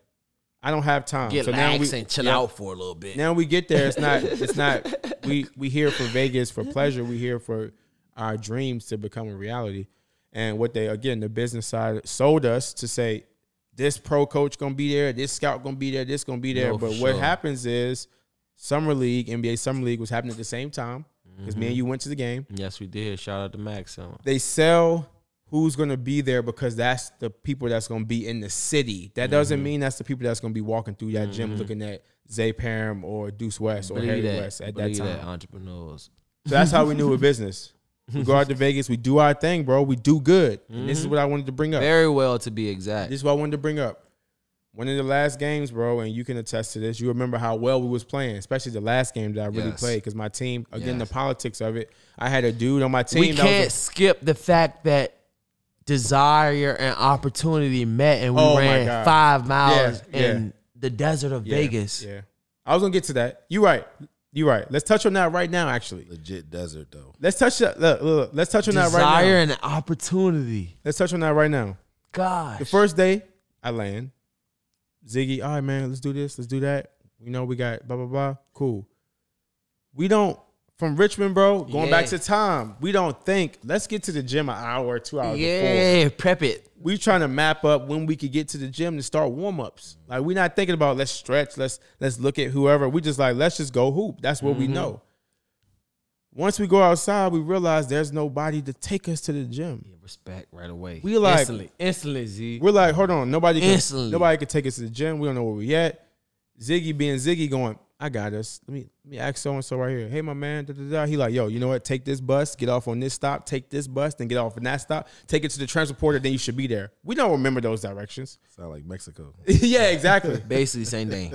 So Zig say, bro, he looked at me and said, bro, we might have to go ahead and just walk it, bro. I go, all right, What else let's do do a it. guy from nothing tell you to do when desire meets time? You feel what I'm saying? So we start walking and we don't realize how hot, number one. Every time I go back to Vegas, I remember this. How hot it is. What month was it? Oh, it's June, summertime. Yeah, bro. summertime. It was the It's middle of summer June, league. my It's boy. at least 110. Summertime. I mean, summer At league. I least said 110. summertime. Facts. So we don't Like, know how 110 hot is it the is. normal Facts. at that time. We don't know how hot it is, and we don't know how far it is in retrospect at the time. Yeah, for sure. And the route we was had to take. It ain't like, It hey, looked man, like 3.5 miles. it's not like a situation where it's all sidewalk. We had to cross bridges. No, We had to go facts. under bridges. Dust. We had to go No, through literally. dust, Yeah. everything. And then we hit a desert. Right? Cool. Couldn't make this up. We hit a desert and we say, I think, bro, if we cut through this desert, it's gonna take down our time. And Ziggy's game was before mine. He played an hour before me. So No, he goes, you was first, You was Harry. first. You was first. I played first. You wanna know why I know you was first? Tell me about it, bro. Zig Because I go- feel like you was running and I No. was like so walking like. You started. Zig started running. You started jogging. You put a light jog on it. Okay. And I go, dang, I can't let him do this by himself. Respect. I do the jog for you too. Yeah. Boom. So we hitting the jog. We end up stopping every so often because it's hot. Yeah, how does a mother? We see the heat waves. Literally. And you said to me, you tapped me, bro. I remember, like yesterday, you said, hey, bro, I ain't gonna lie, bro. Might be hallucinating a little bit. Yeah, sir. Z, the street was so goddamn long, bro. Hey, You didn't see man. no stores, no nothing. Nothing. So somehow, some way, we get out of the desert. Tumbleweed, that's it. Tumbleweed. Literally, bro. Somehow, some way, we get out of the desert, bro, and we see a school. Yes. Like, it just popped out of nowhere. God was like, Or the all right. left hand side, I remember it. God was like, y'all want this. I'm gonna put the school right here. Y'all ain't gotta go too much further. Now get the in the drink in gym. sight. We get in the gym. Zig sweating, man. He's sweating bullets. And this is how I remember you played first. Your coach was cool. I did play first. You had a sir. cool coach. I did play first. go, sir. I'm sorry. Hey, Zay, man, you ready? And you again, this is one of the things where we're not even trying to act like we just did that whole adventure. Zay like, yeah, I'm ready. And he's sweating and really he already got a pre-workout in for real. Technically, but you set my mind to run. I wasn't gonna fucking run. Yeah, he wasn't gonna run. But that taps back gonna try to do into all You heard my history from Lynchburg. college. Yep, My yep. timing fucked up. So look, Running? I think what is a key point to that, bro, and what makes our relationship special is Lynchburg, Zig, come on, bro, practice. I left you. We in college. But you came and got me still. Yeah, but we in college. We trying to be professionals now. Yeah. I go, Zig, you gotta run, bro. Yeah. Like we starting from scratch. Yeah. Right? Yeah. We started from scratch, bro. You gotta run. So we end up having a successful camp, right? Again. Very successful camp. And to I say the remember least, the dude vividly, bro. This is the point I wanted to say for this podcast, bro. Because I know you're going to remember when I tell you, but I know you forgot it probably. He pulled us to the side, bro. It was a dude. He was like a wing. He's like 6'5". He said, hey, man, y'all boys nice, man. He said, man, y'all boys nice, man. He had played overseas. I think he was playing From like Afghanistan. nigga. Yep. I remember Yep. exactly who he He talking said, about. man, y'all boys nice, man. He said, but it's one thing I'm going to tell y'all right now. Mm-hmm. He said, I'm going to play overseas. And he said this to us. And it was Yeah, realistic. It was raw. It was blunt. Yeah, I remember this. He said, I'm going to play overseas. And y'all not because of y'all talent. It's because of who I know and who y'all don't know. Mm-hmm. That's what And when he said that to time, me, I my knew boy. it didn't matter about how good you were at that That's point. what he said at it that did time, not, bro. Zeke, it did not matter because I was getting held back by the coach because, again, the dude that played my position, he knew the coach, so he probably trying to play him. This dude didn't want to play the last game. Remember, Zig? He Yes, didn't I want to do. play the last game, so now I took his minutes. And I'm you now playing showing, for? I'm Dude. cooking. And Zay, tell me if I'm lying. 30. Couldn't make this up, bro. 30 ball. I was doing pissed off at the nigga to be. But that wasn't my fault though. But I was excited for him because I knew, nigga, that's it. You know what I'm saying? That was it, bro. Like that was the moment that he finally had no attachments. My attachments at Lynch, my dis of attachments, rather, like my lack of attachments, to say the least, at Lynchburg allowed me to play so freely, and because nobody from my city know it. You know what I'm saying? But he get to Vegas and he have nobody to restrain him as far as like the politics. Of course, you know that's a handcuff. But when he get a chance to bang it out, bro, he banged it out, bro. I ain't even gonna hold you up. He banged it out, bro. He banged it out, bro. He banged it out, bro. So when you said that to me, and it's crazy because that was my last camp. Yeah. I think I went to one more after that. But I suddenly realized that my mind needs to shift, and this is why I wanted to transition into your shift, into what you did next, which is your clothing line and your business venture. Respect. He put it in perspective to us that this ain't about who gonna give who buckets. Yeah. This is a business that we running. Cause he saw we was prideful about it. He saw, nigga, I just said 18. I said 30, but we were cooking them. You know what I'm we saying? were cooking him. Yeah. And he like, oh man, these little He's from dudes. Texas. He played with Texas Tech the season before. And he like, yo, these dudes are nice and they cooking me. But I'm still about to go overseas after this. Yeah. I'm just here to get I'm gonna get this 25. Yeah, he's like, I'm here to get this cardio and run. Y'all cooking me. I ain't gonna lie, y'all nice. Y'all go with it. But y'all not gonna go nowhere because of the fact that you're not tapped into the right people. It was personal. It's a wrap. Yeah. So going into that, bro, what happened to have your mind switch? Because I know you end up doing some Mexico tours and stuff. We may not have a time to touch on that in detail. Exactly. But how did you really transition from, all right, the ball is I want to bounce it till it can't bounce no more, to what's my next business? Like what's my next creative mind gonna take me? Speaking of Mexico, I still wanted to chase. But as a child, I used to tell my parents this all the time. I used to be like, I'm gonna dribble the ball and I'm not gonna let the ball, you know what I'm saying? I'm not gonna let lose the ball air. beat me. You feel what I'm saying? And with that saying, it came to a point where it really resonated. Like, no matter the desire, I wanted to continue to fulfill this destiny of mine. It was like, the ball is getting flat. You feel what I'm saying? The ball is getting flat, my brother. Like, you've had tenure after tenure after tenure. You know people who've had a better career than you this far, right? Like, but it got to a point where it's like, what do you want for yourself after this basketball stop dribbling? Do you want to be a head coach or overseas, or you want to be a coach in D1 program? And what the hell do you want for yourself? But I knew for me, I wanted a father, right? I wanted a father to be there and experience my life, to magnify my life as a child. So as my adult life and my creativity that exclude from my adult life is really childhood admiration. You feel what I'm saying? And most importantly, when I had the opportunity to see the child and still have the opportunity to fulfill my own destiny, I had to make a decision where it was like, and if you watch Vice in The Last Shot, and what you guys will probably reference in regards to, but like the whole show, I told them that I got a son on the way. Like, it wasn't like I got a daughter. Of course, a child is a child, but like, I was a son who wanted a father to be at my every dribble. Now, I have the chance to be a father to be at my son's first dribble. Do you still try to chase your desires to be something that's going to pan to ground zero once you get back in the States? Or do you want to be in the States and pan something that's going to be ground zero from the earth? You feel what I'm saying? Because, like, children are something that's out of this earth, bro. My son inspired me to be what I am today. So with all being said, once I came from my tenure and Viceland showed me the ample exposure that I received from them, it was kind of like, my son was on TV. What the hell? I presented the platform to put my son on TV.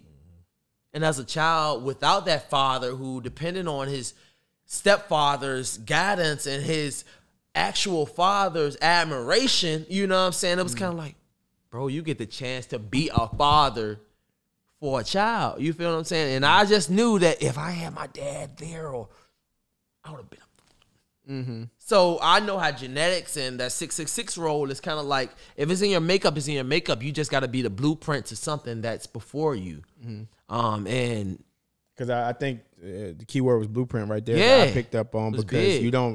you don't really know, or just like with the George episode, I keep referring back to that. George if is you dope not for me showed in my the life way, too. Shout out to George on that, man. Shout out Mr. G55. if you not showed the way, it's kind of harder because now you making it up as you go. Yeah, bro. And I remember telling you at Lynchburg, bro, you were the blueprint. Yeah. Like, we were the blueprint to something bigger than what we thought Yeah. at that time.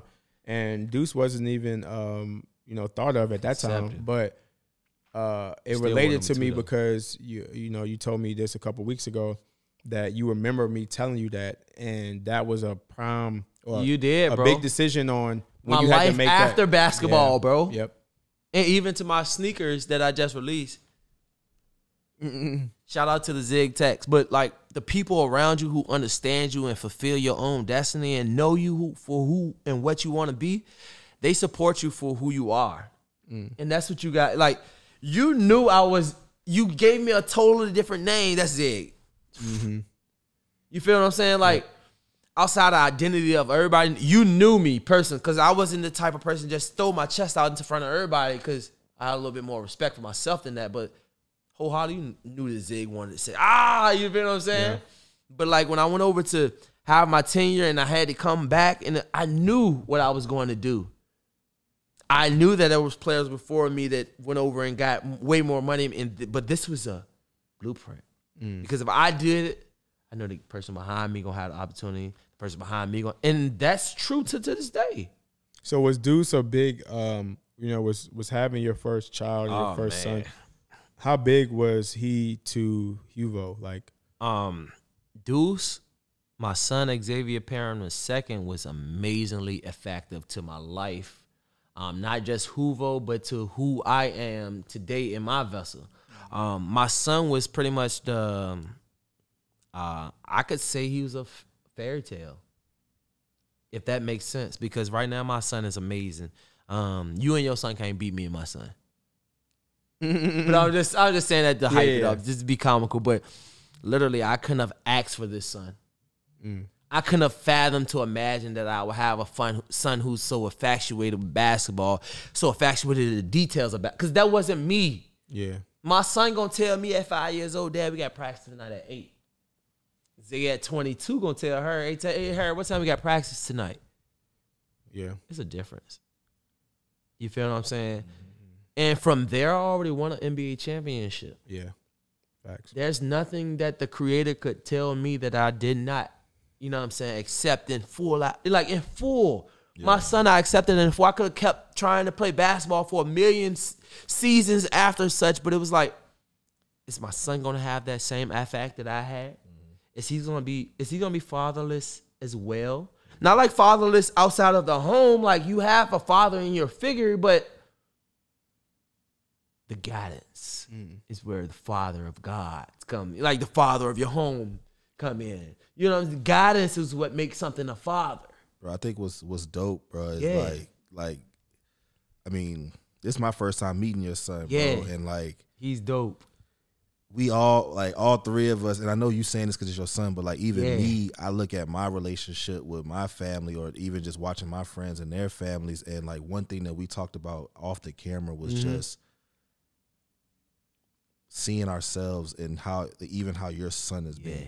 We went to the Charlotte game, Hornets game, and just seeing how he's in that, and like he's gonna remember that forever. And like what's dope is when we look at everything, we talk about your story, all the stuff that you did. Again, I keep going back to this, but you cutting your own hair and making your own clothes. Yeah, that shit is big. It made you who you are. Yes. You got this. Your son is now here. He's so he's so into his character, shall I say the least. But the reason why he's into his character is because you finding your character and then finding purpose in him. Yes. You're now able to, at 5 years old, he's so much more advanced than you were, because you see, I needed my dad to make me find my character because I went through so much dealing with that. And now my son at 5 years old has found his character. For sure. And we're going to continue to tap into that. And we're going to continue to build on that. And I think for me, that speaks volumes, because when we talk about the George episode, he did that for me in a sense of, I couldn't even look back to see who I was, even though in those times where I had to show my character, I showed it. Yeah. But when you, in those moments, you're not reflected on it like that. And you need somebody there to kind of tell you, like, this is the perspective. Yeah. And to hear you talk about your son, man, it's dope to see it real life. Real life, bro. You everything that your son talks about, you don't never make him feel crazy for anything he brings up. You put yourself in his shoes, you get on his level, and that's bringing out the best in him. And now he's going to elevate so much more because of that. And just imagine how many people, including his kids, that he's going to tap into with that. That's amazing, bro, for real. Like, respect to you for that, bro, because that's what people need to be on. Dude, I don't want to just show this dude, hey, bro, go play basketball. Let's call it what it is for you real quick before you finish. That's sacrifice, bro. Sacrifice. You don't get nowhere without sacrificing, because dang. you wanted to bounce that ball into the air, went out of it, and that instantly My heart changed. wanted to do that. Yes, sir. That My heart instantly wanted to do changed that. when Yeah, you yeah. You realized couldn't make it was that up. bigger than you. Yeah. No doubt about that. And to touch on what we got going on here, we talked about this.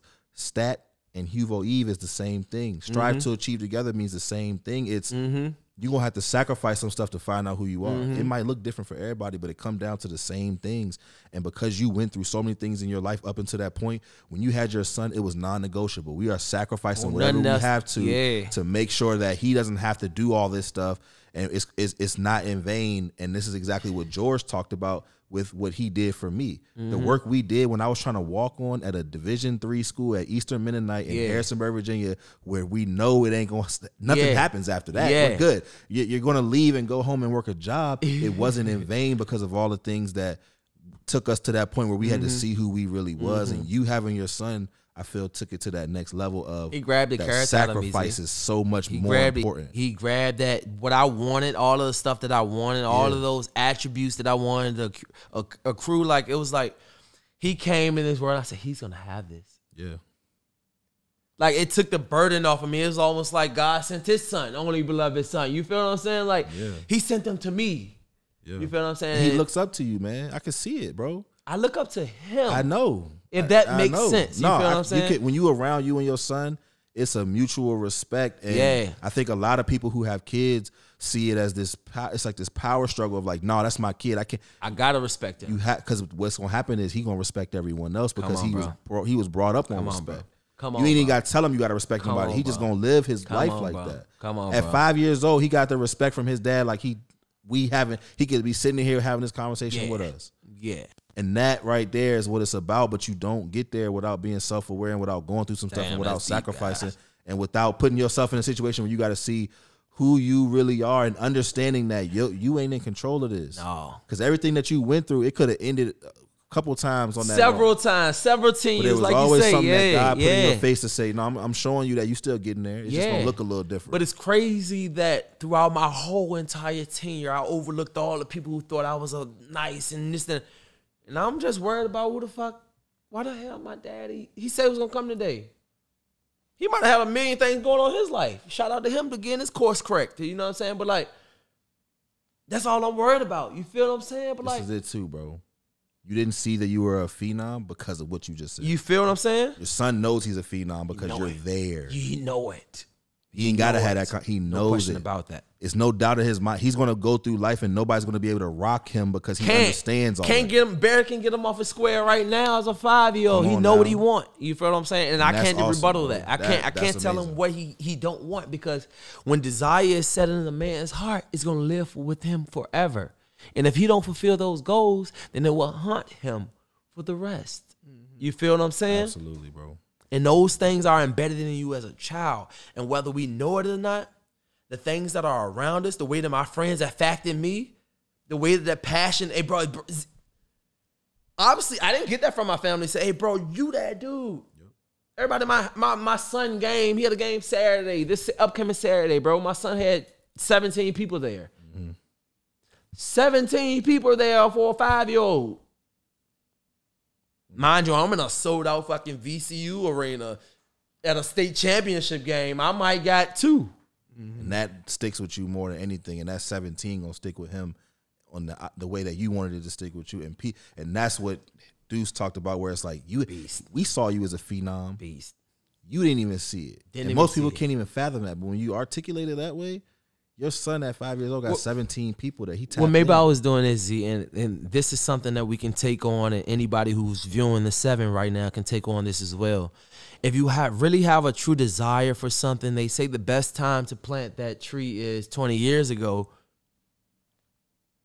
But the best time to plant the second tree is today. Like, and anybody who has that admiration or felt like they were slacked in some in life, live out that and then live through that.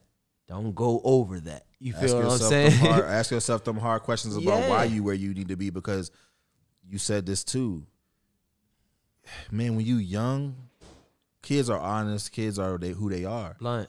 You have to surround that child with somebody that's going to help him not let it escape. Let me freeze this for the 7, y'all. You have I Am HUVO here, and my friends have just allowed me to escape the biggest thing that I could have ever done for my son.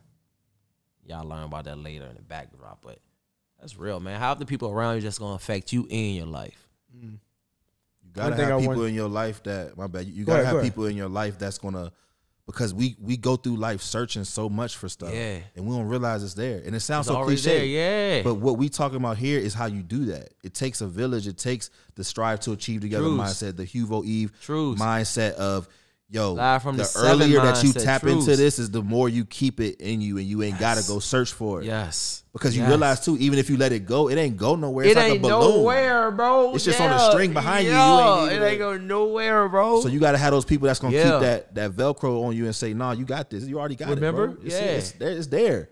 Let's tap into that. And like, again, that's so true, bro. I admire your relationship with your son because, you know, I love my dad. And he did everything he could do. But I tell you this all the time, Deuce, and we talked about this in my origin story, but like, my parents raised me to be good in the normal world. And a lot of it came from my mom just caring about what people thought. But they never taught us how to make you be a stronger man. When you go out in the world, this is how you need to be because you represent our family. And that's all great.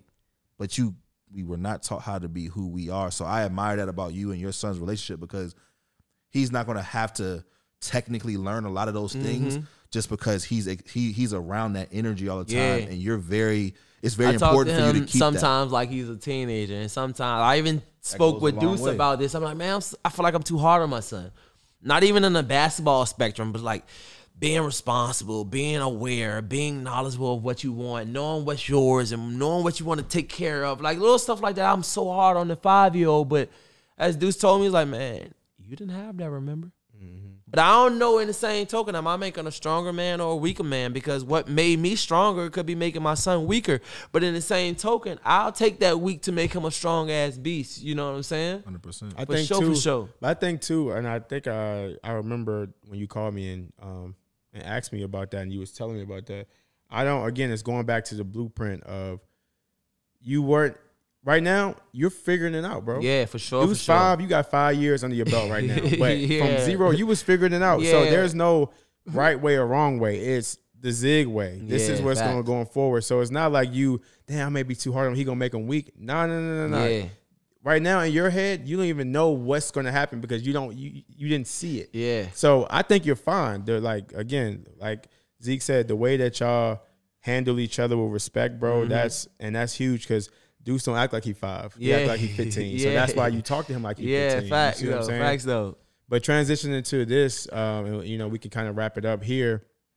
The importance of, having that relationship that we had, that we built. I remember this like it was yesterday as well. We sitting at your crib. We just did that thing. Pause, but we off the Zay. And, you was telling me about the business and you weren't struggling, but you needed to take off. Yeah. Right? It was like, I need something that's gonna really represent what I'm trying to do. And I said, bro, I know the perfect person. You did, bro. It was like an epiphany. I said, I know the perfect person. Yes, he was like, who? Bro. Yes, and I was like, my mom, bro. So let me give y'all the back origin to this as Wes bring this up. Right? It was like I had this great concept. The origin of it was amazing. I felt grassrooted. I'm like, man, I'm a baller, but I don't really want to put myself out there as like, hey, I'm selling clothes to fly nigga. You know what I'm saying? I'm selling clothes now, guys. You know, so come get some of this fly.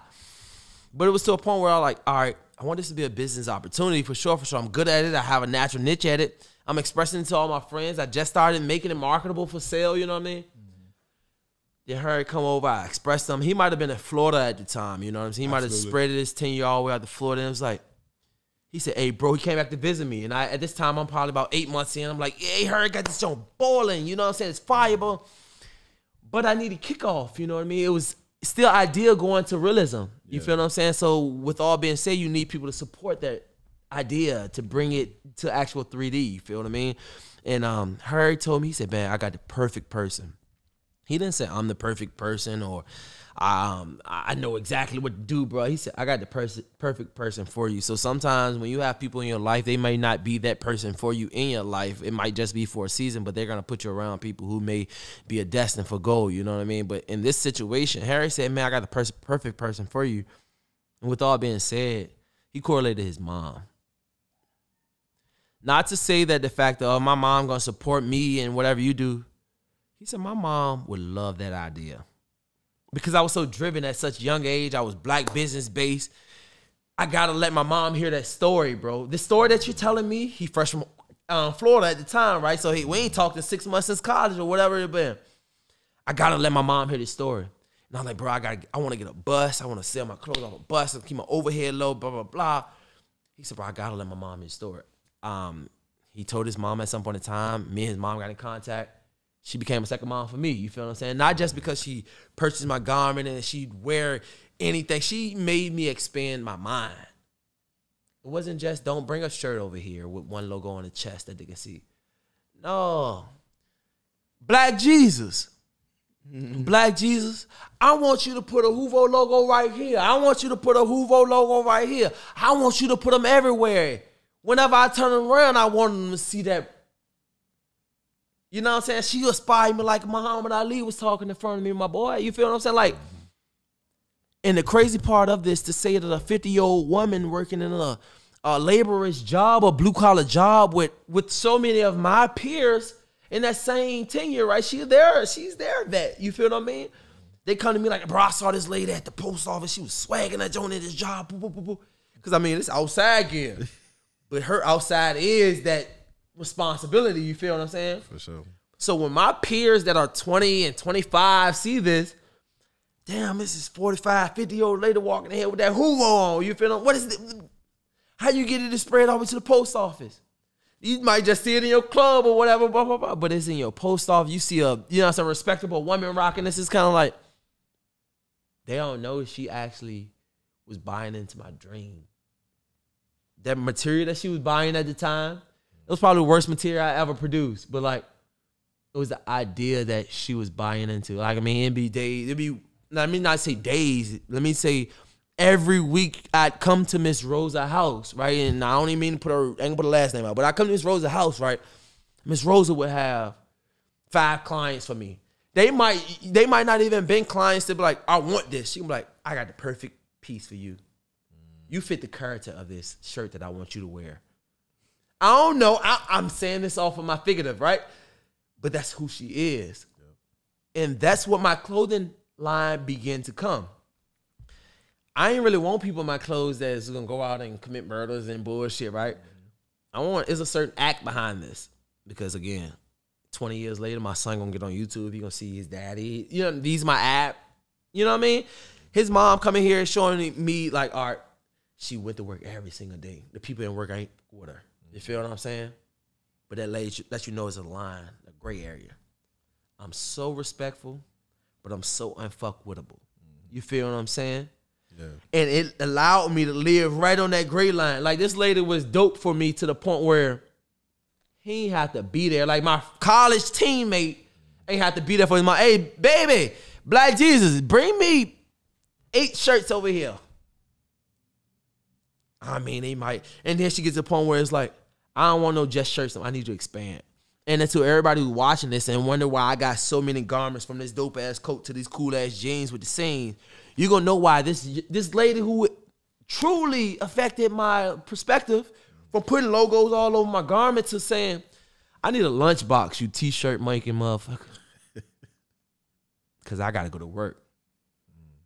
That means I got to go home, expand, because this is my best client at the time. You feel me?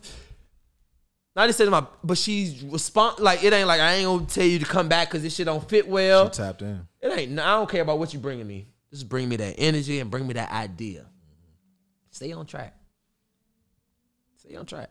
And that face forward, whether he know it or not, his mom allowed me to understand why he was so good at manipulating a credit card when I was a year and ahead of him, right?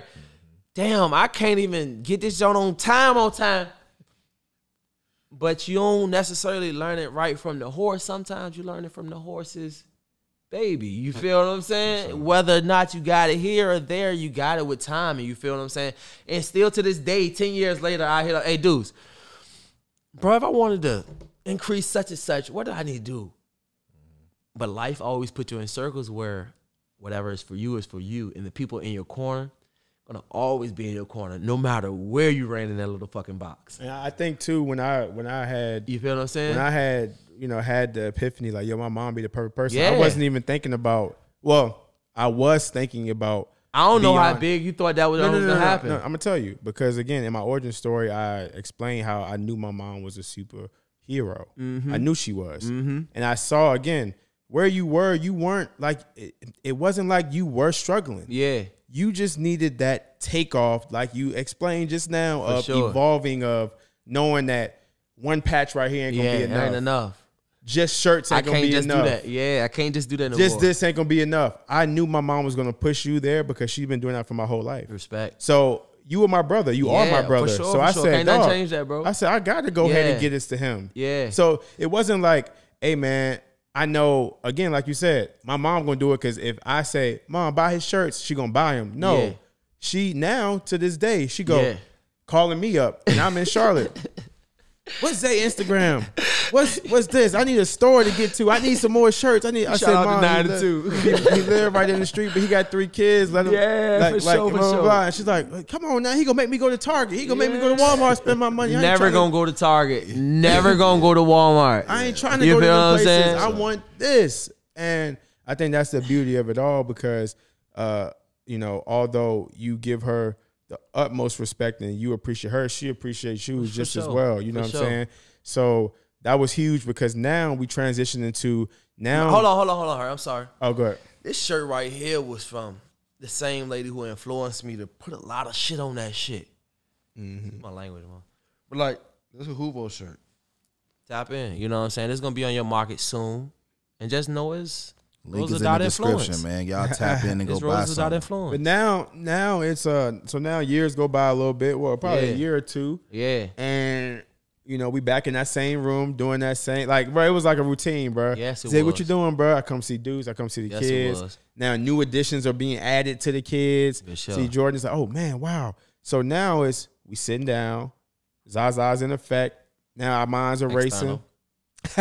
Our minds are racing, and we go.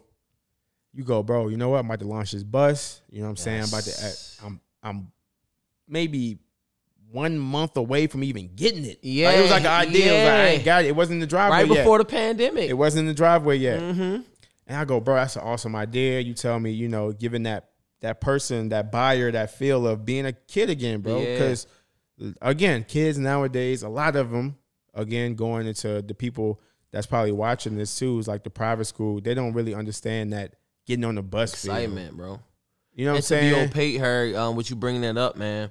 That was amazing to feel that energy to be opaque. But like my great grandma, because I told y'all I transitioned a lot throughout my childhood and my adolescence. Like my grandma happened to drive a bus, and my grandpa too. Great grandma, great granddad drove buses, right? How ironic is that? But that I woke up to a warm school bus and jumped off the plate right onto a school bus. But then once I go to work into the school system, which may have still had a super effect on why I went back into the school system, period, after being a pro baller, to say the least, right? It came back to say, dang, that one day that I got on that bus and saw that school bus and saw it as a store to match my new envision, you know what I'm saying? It was like, life is all one thing. All for one and one for all is real, because what you think you're just doing just to spare time, and for all of those who's gonna watch this show, like no time is downtime. It's all a part of your process, you know what I mean? And once you can change and wrap your mind around being in that situation, you're going to have much greater results much faster. And I say that to say I'm here in this position in which I am. I purchased the bus. I've got the bus modified. I put in hard work to make the bus. But in the same token, the bus was seen before it happened. The dream was lived before I dreamed it. You feel what I'm saying? Like, when I got to a point where I knew who I was, all the other stuff already happened. I already cut the hair. I already made my own clothes. You know what I'm saying? All that's so now when you bring yourself back into full circle, and humanity's vessel of evolution, which is the business that we're speaking upon, was brought about just as an external relief. I'm a basketball player. Life after basketball, I went through 3 colleges. I done tried my tenure in South America. I've came back to my home. It's like, what do you do now after you take off the basketball jersey? What do you do once the jersey is released off your back? You know what I'm saying? Once you no longer have a team to attach yourself in. It was like, all right, my family is my team now. The people who supported me is my team now. Now I'm balling for them. So now the people that come to my house to buy my garment, now I'm swagging it up for them. I want to know how you like your clothes. You know what I'm saying? Because the way you upkept yourself kept you in the loop. Whether we wanted to accept that in our culture or not, the way we look, this fly HUVO jacket I got on gonna put you in the game. You feel what I'm saying? So like, it come back down to like, who are you in character? Not as a character, but in your character. Who are you? You know what I mean? And that you can't make up your character in your mind, guys. Like, it's what happens. It's what you get from it. It's how you respond to it. And that's the biggest part of this that I want to get from humanity's vessel evolution, but because that's how this was brought about. Being humane to people. Showing respect to yourself and other people. That's how your mother and I have such a strong relationship. That's how, like, the externals of I have such. I know X, you know what I'm saying? But the blind man might be like, oh, that boy, you know what I'm saying? But, like, being humane to yourself, like, respecting what you stand for and respecting what the next person stand for. Like I told you the other day, I told Wes, like, I was like, hey, man, he's about to come into town. I said, hey, bro, I want to come see your mom, bro, but don't tell her I'm going to be there. He said, hey, what time you going to be here, about 12 o'clock? Don't tell her I'm going to be there at 12 o'clock, please. Because I respect her time so much more than my presence. You know what I'm saying? That I'd rather be there when the time is appropriate. Yeah. You feel what I'm saying? Don't tell me. Am I making this up, dude? Nope. Not making it up at all. I didn't tell him this. But it was like my heart. I knew that relationship that she and I knew how she would get on me for being late for coming there because she got to go handle her business. You feel what I'm saying? But that go full circle how all I'm saying is everything that you got here at your table is for you, bro. Nope. The people that are at your table are for you. The things that came to your table, they're for you. You can't shift your card. And when you start to being who you aren't, and back to my coach Lancaster, your ass is who your ass is. Who you are for who you aren't, you never be for who your ass is. That stuck with me for the rest of my life, man. Shout out Lancaster. Shout out to Big Gio, man. He was huge. Shout out to Gio, man. He was huge. But that's that's awesome, bro. You are who you are, bro. Are people able to tap in with the bus right now? Is it something? Oh my God, Z! Thank you so much for being able to bring me back to the subject because I get so lost in my own story. But HUGO is just a part of my story. You know what I'm saying? So HUGO, let me explain to you guys what HUGO before we get off of here. HUGO is a humanities on the go. Humanity's vessel of evolution has gotten a mobile unit that's going to be humane to you on the go. So we carry our garment. We act and respond in a respective representative as far as, like, if you come to our bus, we're going to encourage your ass before you get off here. It's not just like a shop and go. It's an experience, you know. It's an experience that sells for life. Because once you buy a shirt, the shirt's going to be an attachment. The dream is what's going to be so forever. So keep dreaming, keep living, never stop existing, and never stop evolving, my boy. But nah, man, we appreciate having you on, dog. Yeah, for sure. Again, everything going to be below where to find you, bro. Again, bro, my HUGO. brother, I remember. HUGO RVA. I need to get me some merch too, man. I ain't going to lie to you. We're going to get them up for you even leave. And again, man, we appreciate you, man, because when I called you and asked you to be on, what's really dope about, again, going back to you wanting to be a father, bro, and wanting to have a father. Yeah. First thing you thought about was Deucey, you know what I'm saying? And that resonated with me. That was dope for me because me and you kind of share a similar story in that regard. Of course, I don't have kids, but you know, the last thing I want you to touch on real quick is like transitioning into not only do you have Deuce, bro, you got 2 daughters, bro. So I have 2 amazing daughters and an amazing wife that it's almost like I protect with a shielded rock almost, because what I'm instilling in my son and what I'm burying so deeply in my son, he's almost like the father figure for my daughters. They, like my oldest daughter, shout out Miss Beautiful Zay Parham, the princess, right? She'd cry if Deuce said, "Stop, Zuri, don't look at no boy show."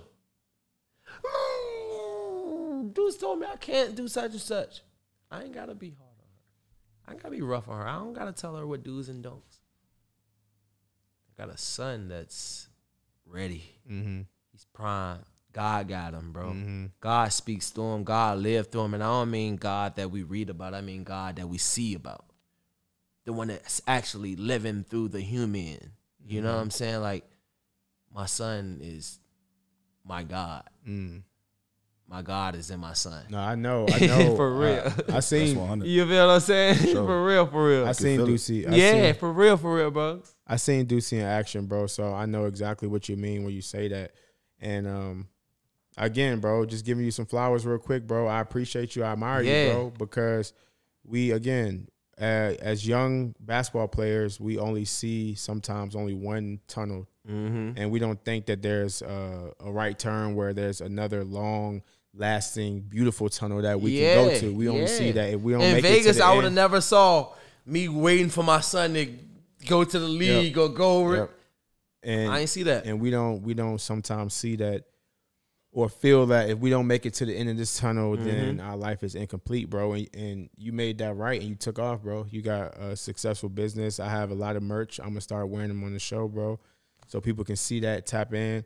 And you got 3 beautiful kids, bro. You got a beautiful wife, man. Y'all are a unit. And it all stems down to what I told you in the college dorm room about being a blueprint. Yeah. So I think that's the essential cool thing in my about it. life right now, Mr. West. So I shake your hand to that, my brother, because the blueprint is bigger than me, and it allows me to be prideless. Going back to saying that you were a blueprint in the college dorm room, it wasn't just for me saying that, Zig, you were a blueprint for, you know, who's going to come after you as far as your family, bro, but you're a blueprint to people like me and a lot of people, like others. So now you're definitely a blueprint, because now if you know, granted, if I'm blessed to have children, bro, I'm really going to like think about and exemplify some of the things I see that you do for your son. And actually, we got Deuce right here. Deuce, come over here, man. Sit by your dad, Deuce, man. Oh, my man, tripped through the camera, man. But yeah, man, that's little Deucey, man. So Big Deucey. we'll give you the or Zeke, if you want to say something, we'll give him the last word and we wrap it up, man. Yeah, man. Nah, we definitely appreciate you being here, bro. For sure. I've learned a lot about you myself. I mean, we always been straight, you know what I mean, sure. cool. But you and Deuce have had a really good relationship, and so being able to relive that through you guys' story and having you here and just being able to give you your flowers and talk about your brand that you got going on. You know, for me, this is always amazing because, like we talked about before we did the podcast, strive to achieve together is what it means for me. But what's dope is that anybody that I come in contact with that's on that same type of time, whatever theirs is, it means the same exact thing, man. And we live through that, and to come together and bring that energy in the same room and build on that, the amount of people that's going to be impacted by that is what gets me fired up, you know? And to have your son here witnessing all of that, like, that's amazing, bro. And just us experiencing the game, I'm living through him, man. Like, just me being a kid. And so, you know, for me, like I said, with what we got going on with this platform here, man, it just means so much to show these types of things, because for a lot of people, it might not seem that big, but we understand where we come from and the impact we're trying to make. And for us to come from where we come from and even just be sitting here having these conversations, it means a lot, you know. And we all have our own stories of, you know, whether it's you having to battle the perception, or Harry and his confidence, and me and just accepting me and people accepting me, and whatever the case is, it's just like, no matter what, you always going to be who you going to be, and who you around is going to bring that out of you, man. And I'm just glad that all of us can sit here and truly be who we are. And continue to build on that, bro. So we appreciate you being here. For sure. The clothes is dope, bro. And like I said, we know a lot of the same people. So of course I've seen the stuff, but I never really tapped into it. And just hearing your story, man, and just like I said, us connecting, bro, like I'm supporting, bro, like, you know, more than just whatever it was before, because it's always been, like I said, there, but we tapped in now, bro, you know what I'm saying? For sure. And so we appreciate you. Anybody who missed this point of view, remember to strive together. Remember to be humane. Yeah, man. Remember to find your vessel. Remember that this came from the 7. For sure that. Yes, sir. And guys, make sure you like the video if you got some value from this. Subscribe to the channel. Our goal is to hit 1,000 subscribers. That's going to allow us to continue to bring more content, bring more guests, and continue to do what we do. And honestly, you know, we do this out of the love of the impact that we want to make, man. So all of the feedback that we've been getting has been amazing. And, you know, you guys leave comments on what else you want to see, or if there's anyone else that could tap in with us, because we want to build this community up and we want to keep building this platform. And again, it's about striving to achieve together. For sure. And that starts with you. You know, you can't pour out of an empty cup. You got to be self-aware, and you got to tap into who you are. And with doing that, you realize the impact that you're supposed to make, which ultimately means it's bigger than just you, man. So again, like the video, subscribe, y'all tap in, get the merch, and we'll see y'all on the next one, man. See y'all next week. That. Working on a weekend like usual. Way off in the deep end like usual. Niggas swear they passed us, they doing too much. Haven't done my taxes.